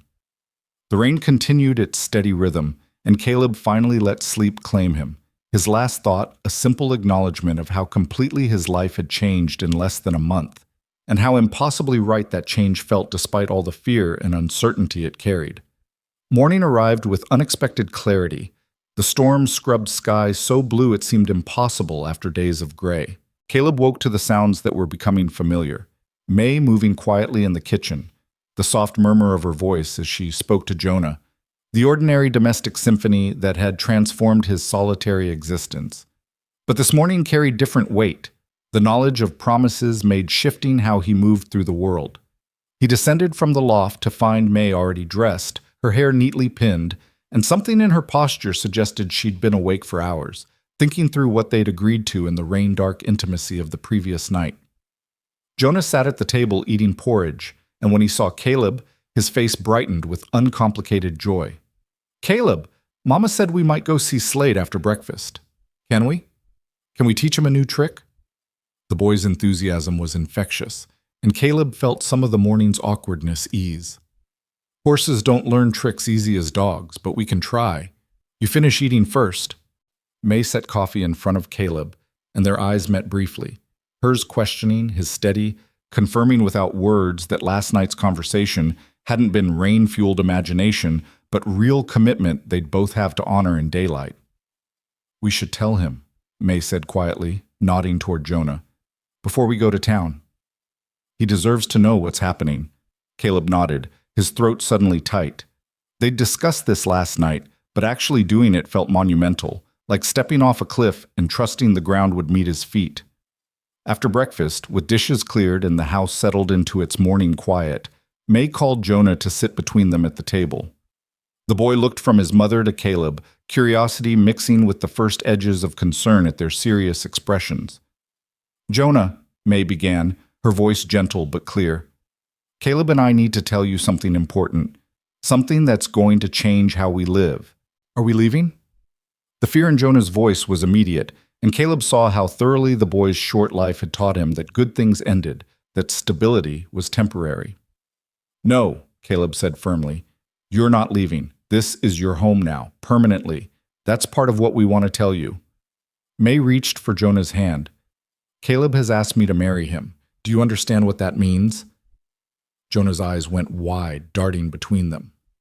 Like being a real family, like other people have?" "Exactly like that," May confirmed. "Caleb would be your father, not just by blood, but legally. We'd all have the same name. We'd be the Ridgway family. And we'd stay here? Forever?" The hope in Jonah's voice was almost painful to hear. "Forever," Caleb agreed. "This ranch is yours as much as it's mine. When you're grown, it'll be yours to work, yours to inherit. You'll never have to wonder where you belong or if you're welcome. This is home." For a moment, Jonah just stared at them, processing information that must have seemed too good to be true. Then his small face crumpled, and tears began streaming down his cheeks. Not sad tears, but the overwhelming release of someone who'd carried fear too heavy for such small shoulders, finally being told he could set that burden down. May pulled him into her arms, and Caleb found his own hand reaching out to rest on the boy's back, offering what comfort he could. They stayed like that until Jonah's tears subsided into hiccuping breaths. And when the boy finally pulled back, he wiped his face with his sleeve and looked at Caleb with an expression of such pure trust it made Caleb's chest ache. "Can I call you Papa?" Jonah asked. "Or would you rather I keep saying Caleb?" The question hit Caleb somewhere he hadn't known he was vulnerable. He'd been Caleb to everyone for so long, had never imagined being anyone's father, anyone's papa. But hearing that word in Jonah's tentative voice, seeing the hope behind it, Caleb knew there was only one answer. "Papa would be good," he said, his voice rougher than intended. "I'd like that." Jonah launched himself at Caleb then, small arms wrapping around his neck with fierce strength, and Caleb held the boy close, feeling the rapid beat of his heart, the complete trust in that embrace. Over Jonah's head, he met May's eyes and saw them bright with tears she was trying not to shed. "When?" Jonah asked, pulling back but staying close. "When do we become a real family?" "Next week," May said. "We'll go to town, talk to Reverend Williams, have a small ceremony. Nothing fancy, just the three of us making it official." "Can Slate come?" Jonah asked with the logical earnestness of a 5-year-old. Caleb almost smiled. "Slate has to stay home and watch the ranch, but we'll tell him all about it when we get back." They spent the rest of the morning in the barn, Caleb showing Jonah how to properly groom a horse, while May worked in the house preparing supplies for the coming week's trip to town. The boy chattered constantly, his earlier tears replaced by excitement barely contained, asking questions about the wedding, about what would change, about whether he'd have to call May something different now that they'd all be officially family. "Your mama's still your mama," Caleb explained, running the curry comb down Slate's flank while Jonah watched with intense focus. "That doesn't change. What changes is you'll have both of us, officially and permanently. No one can question it. No one can say you don't belong." "Mrs. Hewitt at the boarding house said I was a—" Jonah stopped, the word clearly one he'd been taught not to repeat. Caleb's hand stilled on Slate's back. "What did she say?" "A bad word. About children without fathers." Jonah's voice had gone small again. "Mama got very quiet and said we were leaving. We left that night." Rage, hot and immediate, surged through Caleb at the thought of someone hurting this child with cruel words, making him feel less than worthy because of circumstances beyond his control. "That woman was wrong," he said, forcing his voice to stay level. "You're not anything bad. You're my son, and anyone who says different will answer to me." Jonah absorbed this, then nodded with the gravity of someone accepting a fundamental truth. They worked in companionable silence after that, and Caleb marveled at how natural it felt, teaching this boy, sharing knowledge accumulated over years of hard work, watching small hands learn to mimic his movements with increasing confidence. The week passed in a blur of preparation. May washed and mended their best clothes, such as they were. Caleb rode out to check the far pastures one last time before they'd be gone for a day, wanting to ensure the cattle were settled and the fences secure. Jonah helped where he could, his excitement about the upcoming trip making him more talkative than usual, filling the house with chatter about what town would be like, what a wedding meant, what it would feel like to have a proper family. The night before they were to leave, after Jonah had finally been convinced to sleep, Caleb found May on the porch again, wrapped in her shawl against the autumn chill. The stars were brilliant overhead, undimmed by cloud or human light, and the silence of the Montana night pressed close around them. "Having second thoughts?" Caleb asked, settling beside her on the step. May shook her head. "No, just thinking about how strange life is. A month ago, I was in Billings working in a kitchen, barely making enough to keep us fed and sheltered, certain that was all I'd ever manage. And now—" She gestured at the ranch, the house, the dark shapes of the barn and pasture. "Now I'm about to marry a man I barely know, on a ranch in the middle of nowhere, and somehow it feels more right than anything I've done in years." "You know me better than you think," Caleb said. "You know I keep my promises, You know I'll work myself to dust for this place and everyone on it. You know I'm not easy or comfortable with feelings, but I'm honest. That's more than a lot of marriages start with." "It is," May agreed. "And you know I'm stubborn and independent and terrible at asking for help. You know I'll fight you when I think you're wrong, and I won't be some meek wife who just agrees with everything you say." "Good," Caleb said, echoing his earlier sentiment. "I don't want meek. I want a partner who will tell me when I'm being foolish." May smiled slightly, then sobered. "What about the other parts of marriage? We haven't talked about—" She stopped, clearly uncomfortable. "We don't have to figure everything out tonight," Caleb said carefully. "We'll take it slow, let things develop naturally. No expectations, no pressure. When you're ready for more than just legal partnership, you tell me. Until then, we focus on building what we've got." The relief in May's expression was visible even in starlight. "Thank you. I need time, need to trust this is real before I can—" "I understand." And Caleb did understand, more than he could easily articulate. They were both carrying damage from their pasts, both learning to believe in the possibility of something lasting. Rushing intimacy would only strain what they were trying to build. They sat in comfortable silence after that, and Caleb thought about the strange journey that had brought them here. His years of running, May's years of survival, the child sleeping inside who'd been created in one brief intersection of their lives, and who now served as the anchor pulling them back together. It felt like fate, though Caleb wasn't sure he believed in such things. More likely it was just the messy reality of human lives colliding and creating consequences that demanded response. But whether fate or chance, the result was the same. Tomorrow they'd go to town and make official what had already become true in the weeks since May's arrival. They were a family, bound not just by blood, but by choice, by the decision to stop running and start building something that might last. The morning dawned cold and clear, frost silvering the grass and their breath visible in plumes as they loaded into the wagon. May wore her best dress, dark green fabric she must have saved for years, and she'd done something different with her hair, softer around her face than the severe bun she usually favored. Jonah was scrubbed cleaner than Caleb had ever seen him, his excitement making him bounce on the wagon seat. The ride to town passed quickly, Jonah's chatter filling the time, and when Ridgemont came into view, Caleb felt his stomach tighten with nerves he hadn't expected. This was real now, no longer something they'd discussed in the privacy of the ranch, but a public declaration that would be recorded and witnessed and permanent. They went straight to the church, a small white building at the end of Main Street.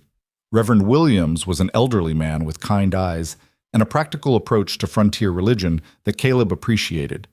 He listened to their request without judgment, asked a few questions to ensure they understood the commitment they were making, then nodded his acceptance. "I can perform the ceremony this afternoon if you'd like," Williams said. "We'll need witnesses.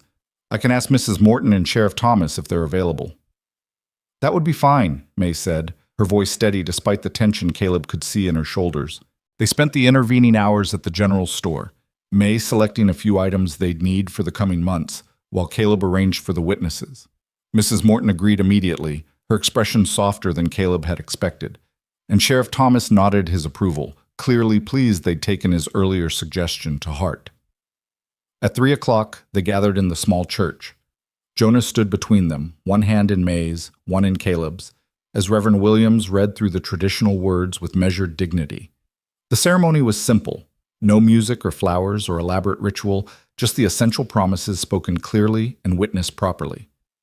When Williams asked if Caleb would take May as his lawful wife, to have and to hold from this day forward, Caleb answered without hesitation, "I will." And when May was asked the same, she looked at Caleb directly, her voice clear and certain. "I will." Williams pronounced them married, suggested Caleb might kiss his bride, and Caleb leaned forward to press a chaste kiss to May's lips, brief and respectful. A promise sealed, but not yet fully claimed. May's eyes were bright when he pulled back, and her hand tightened in his. "Congratulations," Mrs. Morton said warmly, embracing May with unexpected affection. "You've got yourself a good man, even if he is stubborn as Missouri mules." Sheriff Thomas shook Caleb's hand with a firm grip. "Glad to see it done proper. The boy deserves it." They signed the necessary papers, Williams providing the official record that would be filed with the county, and suddenly it was done. May was May Ridgway, Jonah was Jonah Ridgway, and Caleb had a family he'd never planned for but now couldn't imagine living without. On the ride home, as evening settled over the territory and the first stars appeared, Jonah fell asleep against May's side, exhausted by excitement and the gravity of the day. May looked down at their son, Caleb reminded himself, with such tenderness it made Caleb's chest ache. "No regrets?" he asked quietly. May looked at him, and in the fading light, her expression was open in a way he'd never seen it. "None. You?" "None," Caleb echoed, and meant it completely. They arrived home as full dark settled, and Caleb helped May down from the wagon while Jonah stirred sleepily. The house waited for them, lamplight warming the windows from the fire May had banked before they left, and it struck Caleb how different it looked now. Not just a building, but a home, a place where a family lived and worked and belonged. That night, after Jonah had been tucked into bed, and May had changed from her good dress into her everyday clothes, they stood in the main room and confronted the practical reality they'd been avoiding, sleeping arrangements. The bedroom that had been May and Jonah's was now meant for the married couple, while Jonah would need his own space. "The loft," Caleb suggested. "I can make it comfortable for him. He'd probably like being up there, having his own private space." "Are you sure?" May asked. "It's been your room for years." "And now I have a wife," Caleb said, the words still strange on his tongue. "Seems appropriate we have the bedroom. I'll move Jonah's things up tomorrow, make it special for him." May nodded, but when they stood at the bedroom threshold, uncertainty clouded her face. Caleb remembered his promise, his commitment to let her set the pace. "I can sleep on the floor," he offered. "Give you privacy until you're comfortable." "No," May said, surprising him. "We're married. We should at least share the room properly, just—" She trailed off, vulnerability showing through her careful armor. "Just sleeping," Caleb finished for her. "No expectations beyond that." Relief flooded her expression, and she nodded gratefully. They prepared for bed with awkward efficiency, Caleb turning his back while May changed, May doing the same for him. When they finally lay down, the bed that had seemed adequate for one person felt impossibly small with two. They lay rigid on their respective sides, careful not to touch, and the silence stretched uncomfortable and strange. Finally, May spoke into the darkness. "Thank you. For today. For making Jonah legitimate. For giving us your name and your protection." "You don't have to thank me for doing what's right," Caleb said. "That boy deserves everything I can give him. You both do. Still, it matters." May shifted, and Caleb felt the mattress move with her. "I know this isn't what you wanted for your life. I know we've disrupted everything you built here. You haven't disrupted anything. Caleb searched for words. "You've made it mean something. This place was just a location before, just work and survival. Now it's home. That's because of you." He heard May's breath catch, and then, hesitantly, he felt her hand find his in the darkness. Her fingers were small and work-roughened, but her grip was steady, and Caleb held on carefully, understanding this small gesture of trust for the gift it was. They fell asleep like that, hands linked between them, two people learning to build a life together one careful step at a time. The weeks that followed established new rhythms. Caleb converted the loft into a proper sleeping space for Jonah, building a sturdy bed frame and hanging curtains for privacy. The boy was thrilled with his elevated room, declaring it better than any place he'd ever slept, and took pride in keeping it organized and clean. May and Caleb navigated the intimacy of shared space with careful respect. They learned each other's morning routines, the small habits and preferences that define daily life. May discovered Caleb liked his coffee strong enough to strip paint and preferred silence for the first hour after waking. Caleb learned May hummed while she worked and had a tendency to rearrange furniture when she was thinking through problems.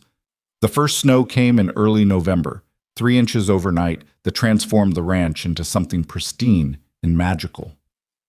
Jonah woke to it with childish delight, having never seen so much snow at once, and Caleb spent the morning showing him how to build proper snowballs, how to read tracks animals left in fresh powder, how to move through drifts without exhausting yourself. May watched from the window, and when Caleb caught her eye, she was smiling with unguarded happiness that made her look years younger. That evening, she moved closer to him in bed, not quite touching, but no longer maintaining rigid distance, and Caleb took it as the sign of growing trust it was. Winter closed in properly after that, snow piling higher, temperatures dropping until breath froze in the air, and cattle huddled in sheltered areas seeking protection from brutal winds.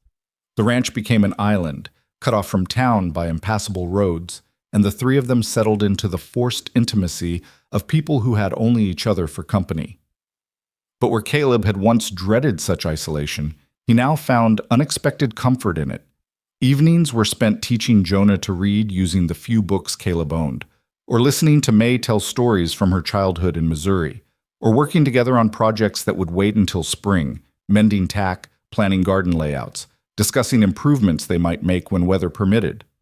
One night, deep in January with wind howling outside and snow piled to the windowsills, Caleb woke to find May crying quietly beside him. He touched her shoulder carefully, uncertain, and she turned into him with a sob that seemed torn from somewhere deep. "May, what's wrong?" He held her awkwardly, unpracticed at comfort, but trying. "Nothing's wrong," she managed between tears. "That's what's wrong. I'm happy. We're safe and warm, and Jonah's thriving, and you're exactly who you promised to be. I keep waiting for it to fall apart, for something to go wrong, and it just doesn't. I don't know how to stop waiting for disaster." Caleb understood that feeling, the inability to trust in good things lasting. "It's not going to fall apart," he said into her hair. "We're building something solid, May. Something that'll weather whatever comes." She cried harder at that, and Caleb just held her, letting her release years of fear and vigilance and the exhausting work of survival. When she finally quieted, she didn't pull away, and Caleb realized this was the first time they'd truly embraced, the first time she'd allowed herself to be vulnerable in his arms. "I'm sorry," she whispered against his chest. "I don't usually—" "Don't apologize. You're allowed to feel things, allowed to be scared and happy at the same time." Caleb's hand moved in slow circles on her back, soothing. "We'll get through this together. All of it. The fear, the happiness, the hard work, the good days and bad. Together." May lifted her face to his then, and in the dim light from the banked fire, her expression held something new, not just trust but want, the careful opening of a door she'd kept firmly closed. When she kissed him, it was different from their wedding kiss, deeper and more certain, acclaiming as much as an offering. Caleb responded carefully, letting her set the pace, and when she pulled back, both of them breathing harder, she whispered, "I'm ready, if you are, to make this a real marriage in every way." "Are you sure?" Caleb needed her to be certain, needed this to be her choice, not something she felt obligated to give. "I'm sure," May said, and kissed him again with conviction that erased any doubt. What followed was tender and careful, two people learning each other with patience and care, creating intimacy not from passion alone but from trust built slowly over months of shared life and steady presence. Afterward, May curled against Caleb's side, her head on his shoulder, and the rightness of it, the complete sense of belonging, made Caleb's throat tight with emotion he didn't have words for. "I love you," May whispered into the darkness. "I didn't plan to, tried not to, but I do." Caleb had never said those words to anyone, had spent years believing he wasn't capable of the feeling they represented. But lying there with May's warmth against him, with his son sleeping in the loft above, with the life they'd built surrounding him in the form of this house and this land and this fragile, precious connection, he found the words came easier than expected. "I love you too," he said, and meant it with his whole being. "You and Jonah both. You're my family now, my home." May's arm tightened around him, and they lay together while winter raged outside, protected by walls they'd made into shelter, warmed by fire they kept burning together, bound by promises they were learning to keep one day at a time. The winter that had seemed endless finally began to break in late March, snow melting into rushing streams that carved temporary rivers through the pastures, mud replacing ice as the primary obstacle to movement. Caleb worked from dawn until dark repairing winter damage, fences knocked down by drifts, a section of barn roof that needed patching, cattle that required checking after months of harsh weather. May emerged from the house into lengthening daylight with renewed energy, already planning the garden she'd plant, talking about chickens that would need new coops, discussing improvements they could make now that they'd survived their first winter as a family. Jonah shadowed Caleb constantly, growing taller and more capable, his small hands learning to grip tools properly, his questions evolving from simple curiosity to genuine understanding of ranch work. One morning in early April, Caleb was replacing fence posts when he heard the sound of hoofbeats approaching. He straightened, hand moving instinctively toward the rifle he kept nearby, then relaxed as he recognized Sheriff Thomas riding up the muddy track toward the house. Caleb walked to meet him, wariness prickling despite Thomas's generally fair nature. Lawmen didn't typically make social calls to isolated ranches, and the sheriff's expression carried a seriousness that suggested this wasn't just a neighborly visit. "Thomas," Caleb greeted him, "what brings you out this way?" The sheriff dismounted, nodded toward the house where May had appeared in the doorway, Jonah peeking out from behind her skirts. "Need to speak with you both, actually. Mind if we go inside? This might take a bit." Caleb's stomach tightened, but he gestured toward the house. May's face had gone carefully neutral as they approached, and she stepped back to let them enter, immediately moving to put coffee on while Thomas settled at the table with the air of a man carrying unwelcome news. "I'll get straight to it," Thomas said once they were all seated, Jonah having been sent to the loft with instructions to stay quiet. "There's been questions raised in town about your marriage, about the boy, about the circumstances of how this all came together." "What kind of questions?" May's voice was tight, controlled. "We were married properly, with witnesses. Everything's legal." "Oh, it's all legal," Thomas assured her. "That's not the issue. The issue is Hewitt's been running his mouth, suggesting things that aren't true but that make for ugly gossip. Says the marriage was forced, that you were trapped into it, that maybe Ridgway here coerced you into staying by threatening to take the boy." Caleb felt rage surge hot and immediate. "That's a damned lie. May came here of her own free will, stays of her own free will. I know," Thomas interrupted, holding up a hand. "I know it's not true. Anyone who's seen you three together knows it's not true. But Hewitt's got some people stirred up, and there's talk of bringing in someone from the territorial office to investigate, make sure there's no impropriety happening out here." May had gone pale, her hands clenched together on the table. What would an investigation mean? Questions, mostly.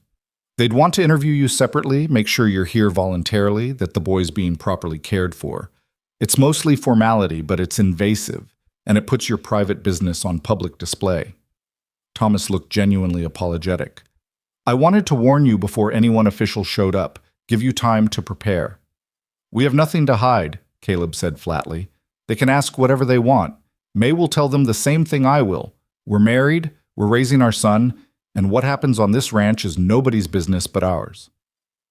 "There's another option," Thomas said carefully. "Hewitt's the one pushing this, nursing some grudge against you that goes back years, Caleb. If someone were to address his concerns directly, convince him to drop it, the whole thing might fade away before any official inquiry happens." "Oh, you mean pay him off," Caleb said, disgusted. "Give him money to shut his mouth." "I mean talk to him, man to man. Make him understand there's nothing to investigate and that pursuing this only makes him look petty." Thomas met Caleb's gaze steadily. "I can't do it. I'm the law. I have to stay neutral. But as a neighbor, as someone who'd like to see this settled quietly, I'm suggesting it might be worth trying." May spoke then, her voice low but steady. "I'll go. I'll talk to him myself, tell him the truth of how we came together, make him understand there's no story here worth pursuing." "May, no," Caleb started, but she cut him off. "Yes, this started because of me and Jonah, because people like Hewitt think they have the right to judge choices they know nothing about. I won't hide behind you, won't let you fight battles that are mine to face." "They're ours to face," Caleb corrected firmly. "We're married. That means we handle this together." Thomas stood, clearly uncomfortable with the emotion in the room. "I've said my piece. However you choose to address it is your business. Just know you've got maybe a week before this moves beyond local gossip into official channels." He nodded to May. "Mrs. Ridgway, Caleb, I hope this resolves peacefully." After the sheriff left, Caleb and May sat in tense silence, the specter of outside interference poisoning the peace they'd built. Finally, May spoke. We should go to town. Talk to Hewitt, to anyone else who has questions. Face this directly instead of waiting for it to come to us. I don't want you subjected to that man's judgment, Caleb said harshly. You shouldn't have to defend yourself to someone like him. I've defended myself to worse, May replied with quiet steel. I survived 5 years of judgment and gossip and people treating my son like he was shameful. I can handle one bitter rancher with too much time on his hands. Caleb studied her face, seeing the determination there, the refusal to be cowed or hidden. All right, he said finally, we'll go together. Tomorrow. We'll tell our story to whoever wants to hear it, and if Hewitt still wants to pursue this after that, then let him. We've got nothing to hide. That evening, they explained to Jonah that they'd be going to town the next day, that there might be some difficult conversations, but that everything would be fine. The boy listened with the wariness of someone who'd learned that adult assurances didn't always hold true, but he nodded acceptance and retreated to his loft without his usual chatter. The ride to Ridgemont the next morning felt longer than usual, tension thick between Caleb and May despite their united front. They left Jonah with Mrs. Morton, who'd agreed to watch him for a few hours, and then faced the task of finding Hewitt. They located him at the saloon, already drinking despite the early hour, and Caleb felt May stiffen beside him as they entered the dim, smoke-filled space. Hewitt looked up as they approached, and something ugly crossed his face. Well now, he drawled, if it isn't the happy couple. Come to discuss your domestic arrangements? We've come to address the lies you've been spreading, Caleb said evenly, fighting to keep his temper in check, and to give you a chance to hear the truth before you embarrass yourself further. Hewitt's eyes narrowed, but before he could respond, May stepped forward. My name is May Ridgway, she said clearly, her voice carrying through the suddenly quiet saloon. I came to Montana of my own free will, answered an advertisement for honest work, and discovered the man hiring was someone I'd known briefly years before. He's the father of my son, yes. That's not a secret, and it's not something either of us are ashamed of. When he asked me to marry him, I said yes because I wanted to, because he'd proven himself to be a good man and a good father. Nobody forced me. Nobody coerced me. I married Caleb Ridgway because I chose him, and I stay on his ranch because it's my home. The simple dignity of her words seemed to ripple through the room, and Caleb saw several men shifting uncomfortably, suddenly interested in their drinks, rather than the confrontation unfolding. Easy enough to say when he's standing right there, Hewitt sneered, though his confidence had wavered slightly. How do we know you're not just saying what he wants to hear? Because I'm looking you in the eye when I say it, May replied, stepping closer to Hewitt with fearless directness. Because I've survived worse than your judgment and your gossip, and I'm not afraid of either. My son is legitimate now, carries his father's name, and will inherit that ranch when the time comes. That bothers you for some reason I can't fathom, but your feelings about it don't change facts. We're a family, we're legal, and what happens in our home is none of your concern.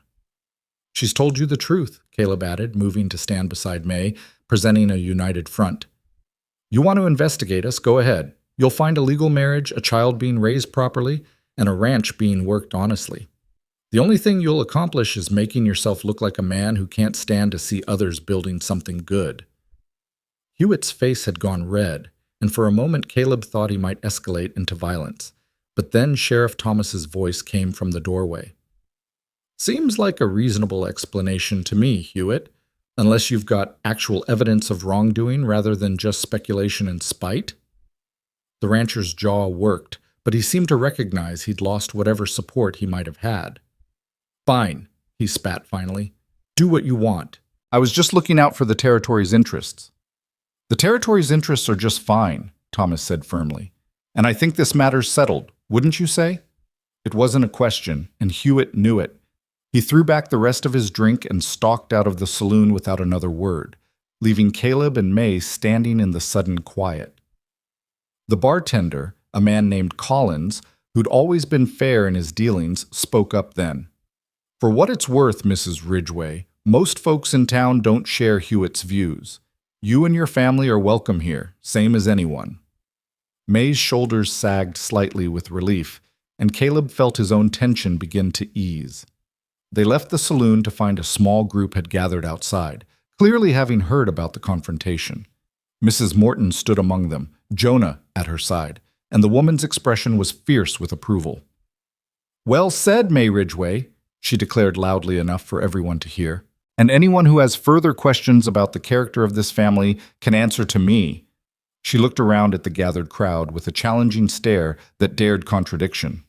One by one, people nodded or murmured agreement, and Caleb realized that while Hewitt might have tried to stir up trouble, the community wasn't interested in participating. They'd seen May and Caleb in town, had witnessed their obvious commitment to each other and to Jonah, and whatever gossip might swirl, most people were decent enough to respect a family trying to build an honest life.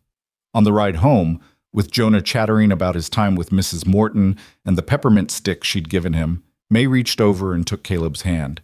He squeezed back, grateful for her strength, for the way she'd stood up in that saloon and claimed their life together with unwavering conviction. "Thank you," he said quietly, "for what you said in there, for defending us." "I was defending the truth," May replied. "And I meant every word. You're a good man, Caleb Ridgway, and I'm proud to be your wife." The simple declaration made Caleb's throat tight, and he brought her hand to his lips briefly, a gesture of affection he was still learning to make naturally.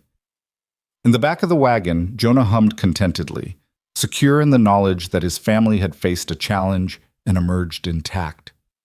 Spring advanced into summer, and the ranch thrived under their combined efforts. May's garden flourished, providing fresh vegetables that transformed their meals. Caleb taught Jonah to ride on an old mare he acquired specifically for that purpose, and the boy's joy at mastering the skill was something fierce and beautiful to witness. The cattle fattened on summer grass, and Caleb's careful management began showing results in the quality of the herd. One evening in July, as they sat on the porch watching the sun paint the mountains gold and crimson, Jonah asked a question that had clearly been building for a while. "Papa, when I'm grown, will the ranch really be mine?" Caleb looked at his son, seeing not the small boy who'd arrived uncertain and afraid, but someone growing into confidence and capability. "Yes. This land will be yours to work and yours to pass on to your children someday. That's what family legacy means." "What if I'm not good enough at it?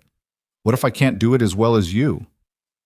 The vulnerability in that question reminded Caleb of his own fears, his own doubts about measuring up to his father's expectations. "You'll do it differently than me," he said carefully. "You'll have your own way of working the land, your own ideas about what makes a good ranch. That's not better or worse, just yours. And I'll teach you everything I know so you've got the foundation to build on. Will you teach me now?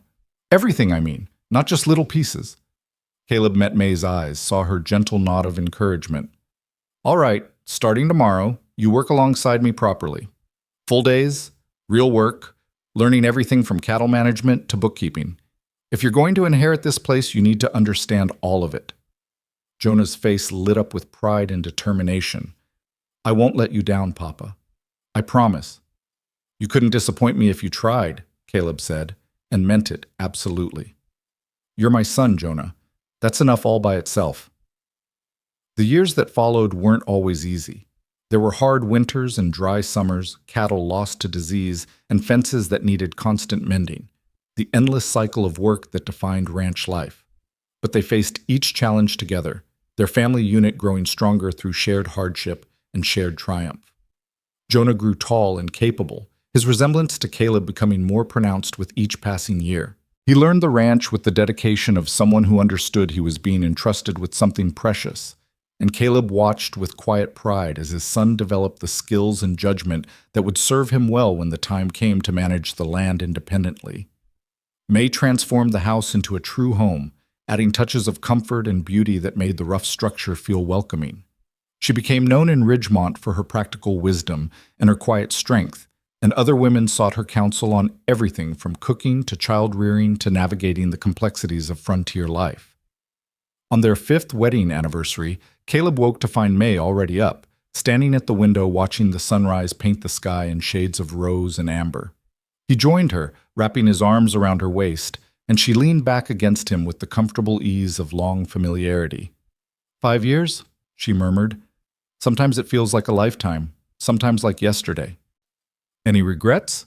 Caleb asked, though he knew the answer. "Not a single one." May turned in his arms to face him. You gave me and Jonah everything I'd stopped believing we could have. Safety, belonging, a future worth building toward. How could I regret that? I got the better end of this bargain, Caleb said seriously. You took a broken man living in isolation and gave him a reason to be whole again, gave him a family, a purpose, a home that means something beyond just walls and land. They kissed, slow and deep, years of trust and affection and hard-won intimacy in that connection. When they finally pulled apart, May smiled with the contentment of someone who'd found exactly where they belonged. Jonah wants to start learning the books, she said, returning to practical matters. Says if he's going to run this place someday, he needs to understand the money side of things. He's right. He's got a good head for figures, takes after you in that. Caleb had learned that May possessed a sharp mind for numbers and had gradually turned over much of the ranch's bookkeeping to her capable management. He takes after both of us, May corrected. Your stubbornness, my practicality, his own particular blend of both. He's going to be fine, Caleb, better than fine. He's going to be the kind of man who makes us proud. He already does, Caleb said quietly. Every single day. They stood together watching the sun climb higher, burning off the morning mist that clung to the pastures, and Caleb thought about the journey that had brought them here. From that first awkward afternoon when May stepped off the stagecoach carrying a child he hadn't known existed, through the careful negotiation of trust and commitment, through the challenges of building a life together from fractured pieces of separate pasts, they'd created something solid and lasting. It hadn't been easy. There'd been arguments and misunderstandings, moments of doubt and fear, times when the weight of responsibility felt crushing. But they'd persisted, choosing each other again and again, building their family one decision at a time, one kept promise layered upon another, until the foundation was strong enough to support whatever came. Later that morning, Caleb worked in the barn repairing tack while Jonah helped, the boy's hands now almost as capable as his father's. They worked in comfortable silence, the kind that came from years of working side by side, until Jonah spoke up. Papa, did you ever think your life would turn out like this? With Mama and me, I mean. Caleb considered the question seriously. No, I spent years running from exactly this kind of connection, convinced I was better off alone. I was wrong. What changed? You showed up, Caleb said simply. You and your mama. And I had to choose between staying comfortable in my isolation or taking a chance on something that scared me. Turned out the scary choice was the right one. Jonah absorbed this, then asked, Are you happy, Papa? Really happy? The question was asked with such earnest hope that Caleb set down his tools and gave his son his full attention. Yes, Jonah. I'm happier than I've ever been. Your mama, you, this life we've built. It's everything I didn't know I needed. Every single day, I'm grateful you both came into my life. Jonah's smile was brilliant, uncomplicated joy at his father's contentment, and Caleb felt his heart swell with love for this boy who'd given him purpose and taught him that strength came not from isolation, but from connection, from showing up for people who depended on you, from building something that would outlast your own life. That evening, the three of them sat together on the porch as twilight deepened into night, watching stars emerge one by one in the vast Montana sky. May leaned against Caleb's shoulder while Jonah sprawled at their feet, pointing out constellations he'd learned to recognize. There's the Big Dipper, the boy said, and over there, that's Orion, the hunter. Your grandfather taught me those same stars, Caleb said, remembering evenings like this from his own childhood, before loss had taught him to guard his heart. Said they were like old friends, always there, even when everything else changed. They're still here, Jonah observed with the simple wisdom of youth, even though grandfather isn't. That's right, and someday when I'm gone, you'll look up and see these same stars. You'll remember nights like this, sitting with your mama and me, and you'll tell your own children about them. I'll tell them about you too, Jonah said seriously, about how you built this ranch, how you gave Mama and me a home, how you taught me everything important. Caleb had to clear his throat against the sudden tightness there. You do that. Keep the stories alive. That's how family persists, through the stories we tell, the lessons we pass down, the legacy we leave in the people who come after us. May's hand found his in the darkness, and they sat together in the quiet satisfaction of people who'd built something worth keeping, something that would endure long after they were gone. The ranch that had been Caleb's refuge from grief had become their shared foundation, the land that would sustain generations of Ridgeways who hadn't even been born yet. As the years continued their steady march, the rhythms of ranch life became the steady heartbeat of their family's existence. Jonah grew into a young man of 16, then 18, then 20, his competence with cattle and land management eventually matching and then exceeding Caleb's own. The boy who'd arrived uncertain and afraid had become someone solid and confident, someone who understood the value of honest work and the weight of responsibility. Caleb aged 2, his hair going gray, his movements slower but still capable, and he found satisfaction in watching Jonah take on more of the ranch's daily operation. It wasn't loss or displacement. It was the natural progression of legacy being honored, of a son stepping into the role he'd been prepared for through years of patient teaching and trust. May remained the steady center of their lives, her quiet strength the foundation they both depended on. She'd added a room to the house where she taught reading and writing to children from neighboring ranches, sharing the education she'd fought hard to acquire with the next generation. Her garden had expanded into something legendary in the area, and visiting ranchers' wives often sought her advice on everything from preserving food to navigating the complexities of frontier marriage. One autumn afternoon, 20 years after May had first stepped off that stagecoach, Caleb sat on the porch watching Jonah work with a young mare in the corral. His son moved with the patient confidence of someone who'd learned well, and Caleb felt profound contentment at the sight. May joined him, settling into the chair beside his with the comfortable ease of 2 decades together. "He's good with the horses," she observed. "Better than you ever were." "He is," Caleb agreed without offense. "He's better at most things. Smarter about money, more patient with difficult cattle, better at working with the neighboring ranchers. This place will thrive under his management." "He learned from the best," May said, taking Caleb's weathered hand in her own. "You gave him everything he needed to succeed." "We gave him everything," Caleb corrected. "You and me together. Neither of us could have done this alone." They sat in silence for a while, watching their son work, watching the sun lower toward mountains that had witnessed their entire journey together. Finally, May spoke the thought that had clearly been on her mind. "Do you ever think about that night in Billings? About how different our lives would be if we'd never met?" "Sometimes," Caleb admitted. "And I'm always grateful we did meet. Grateful that somehow, against all odds, we found our way back to each other." He squeezed her hand gently. "You saved me, May. From loneliness, from a life half-lived, from becoming someone bitter and isolated, you and Jonah, you made me whole." "You saved us too," May said softly. "Gave us safety, belonging, a future. Gave Jonah a father who showed him what strength and gentleness could look like together. We were lost, and you gave us a home." Caleb turned to look at her, seeing the woman who'd faced down gossip and judgment with quiet dignity, who'd built a life from almost nothing, who'd chosen him again and again even when easier paths existed. "I love you," he said, the words coming easily now after years of practice. "More than I knew I could love anyone. Thank you for taking a chance on a broken man with more rough edges than polish. Thank you for seeing past a desperate woman with a child and recognizing we were worth the trouble," May replied, tears brightening her eyes. "Thank you for being exactly who you promised to be every single day, for 20 years. They kissed, gentle and familiar, a connection worn smooth by time but no less meaningful for its comfort. When they pulled apart, Jonah was walking toward them, finished with his work, his smile easy and content as he joined his parents on the porch. "Good session with the mare," he reported, settling onto the steps. "She's coming along nicely." "You're doing fine work, son," Caleb said with genuine pride. "This ranch is in good hands." Jonah looked between his parents, something thoughtful in his expression. "I've been meaning to talk to you both about Sarah Miller."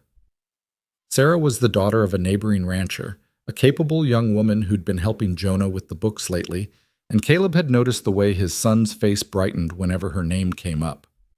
"What about her?" May asked, though her smile suggested she already knew. "I'd like to court her properly. With your blessing, I mean.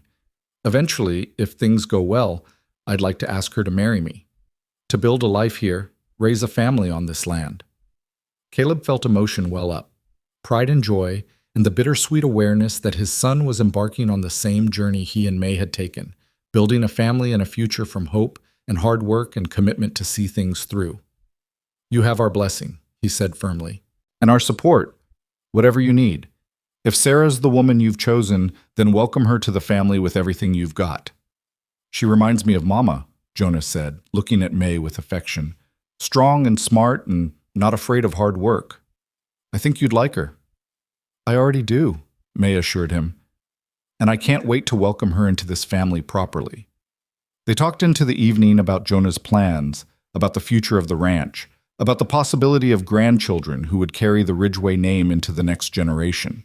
As darkness settled and stars emerged, Caleb felt the profound satisfaction of knowing that the legacy he and May had built would continue, that the family they'd created from broken pieces and second chances would endure. The ranch that had been his refuge had become their fortress, their sanctuary, their heritage. The woman who'd arrived as his cook had become his partner in every sense, the co-architect of a life worth living. And the boy who'd been a surprise, an unexpected responsibility, had become the son of his heart, someone who would carry forward everything they'd built together. It hadn't been perfect.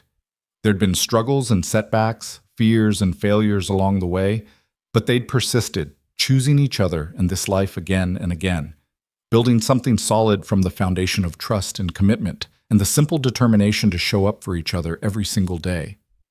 As May leaned against his shoulder and Jonah's laughter filled the evening air while he told stories about Sarah, Caleb closed his eyes and let gratitude wash over him, for the woman beside him who'd taught him what partnership truly meant, for the son who'd given him purpose, for this land that had witnessed their journey from strangers to family, for every hard-won moment that had brought them to this place of belonging and peace.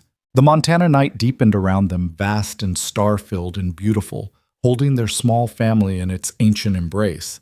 And in that moment, Caleb Ridgway knew with absolute certainty that his life, complicated and unexpected and built from the ruins of solitude, was exactly what it was always meant to be.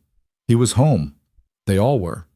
And that home would endure, generation after generation, built on the foundation of two people who'd taken a chance on each other and discovered that sometimes the greatest strength came not from standing alone, but from the simple courage to let others in, to build together, and to trust that love, however it arrived, however unexpected, was always worth the risk of believing it could last.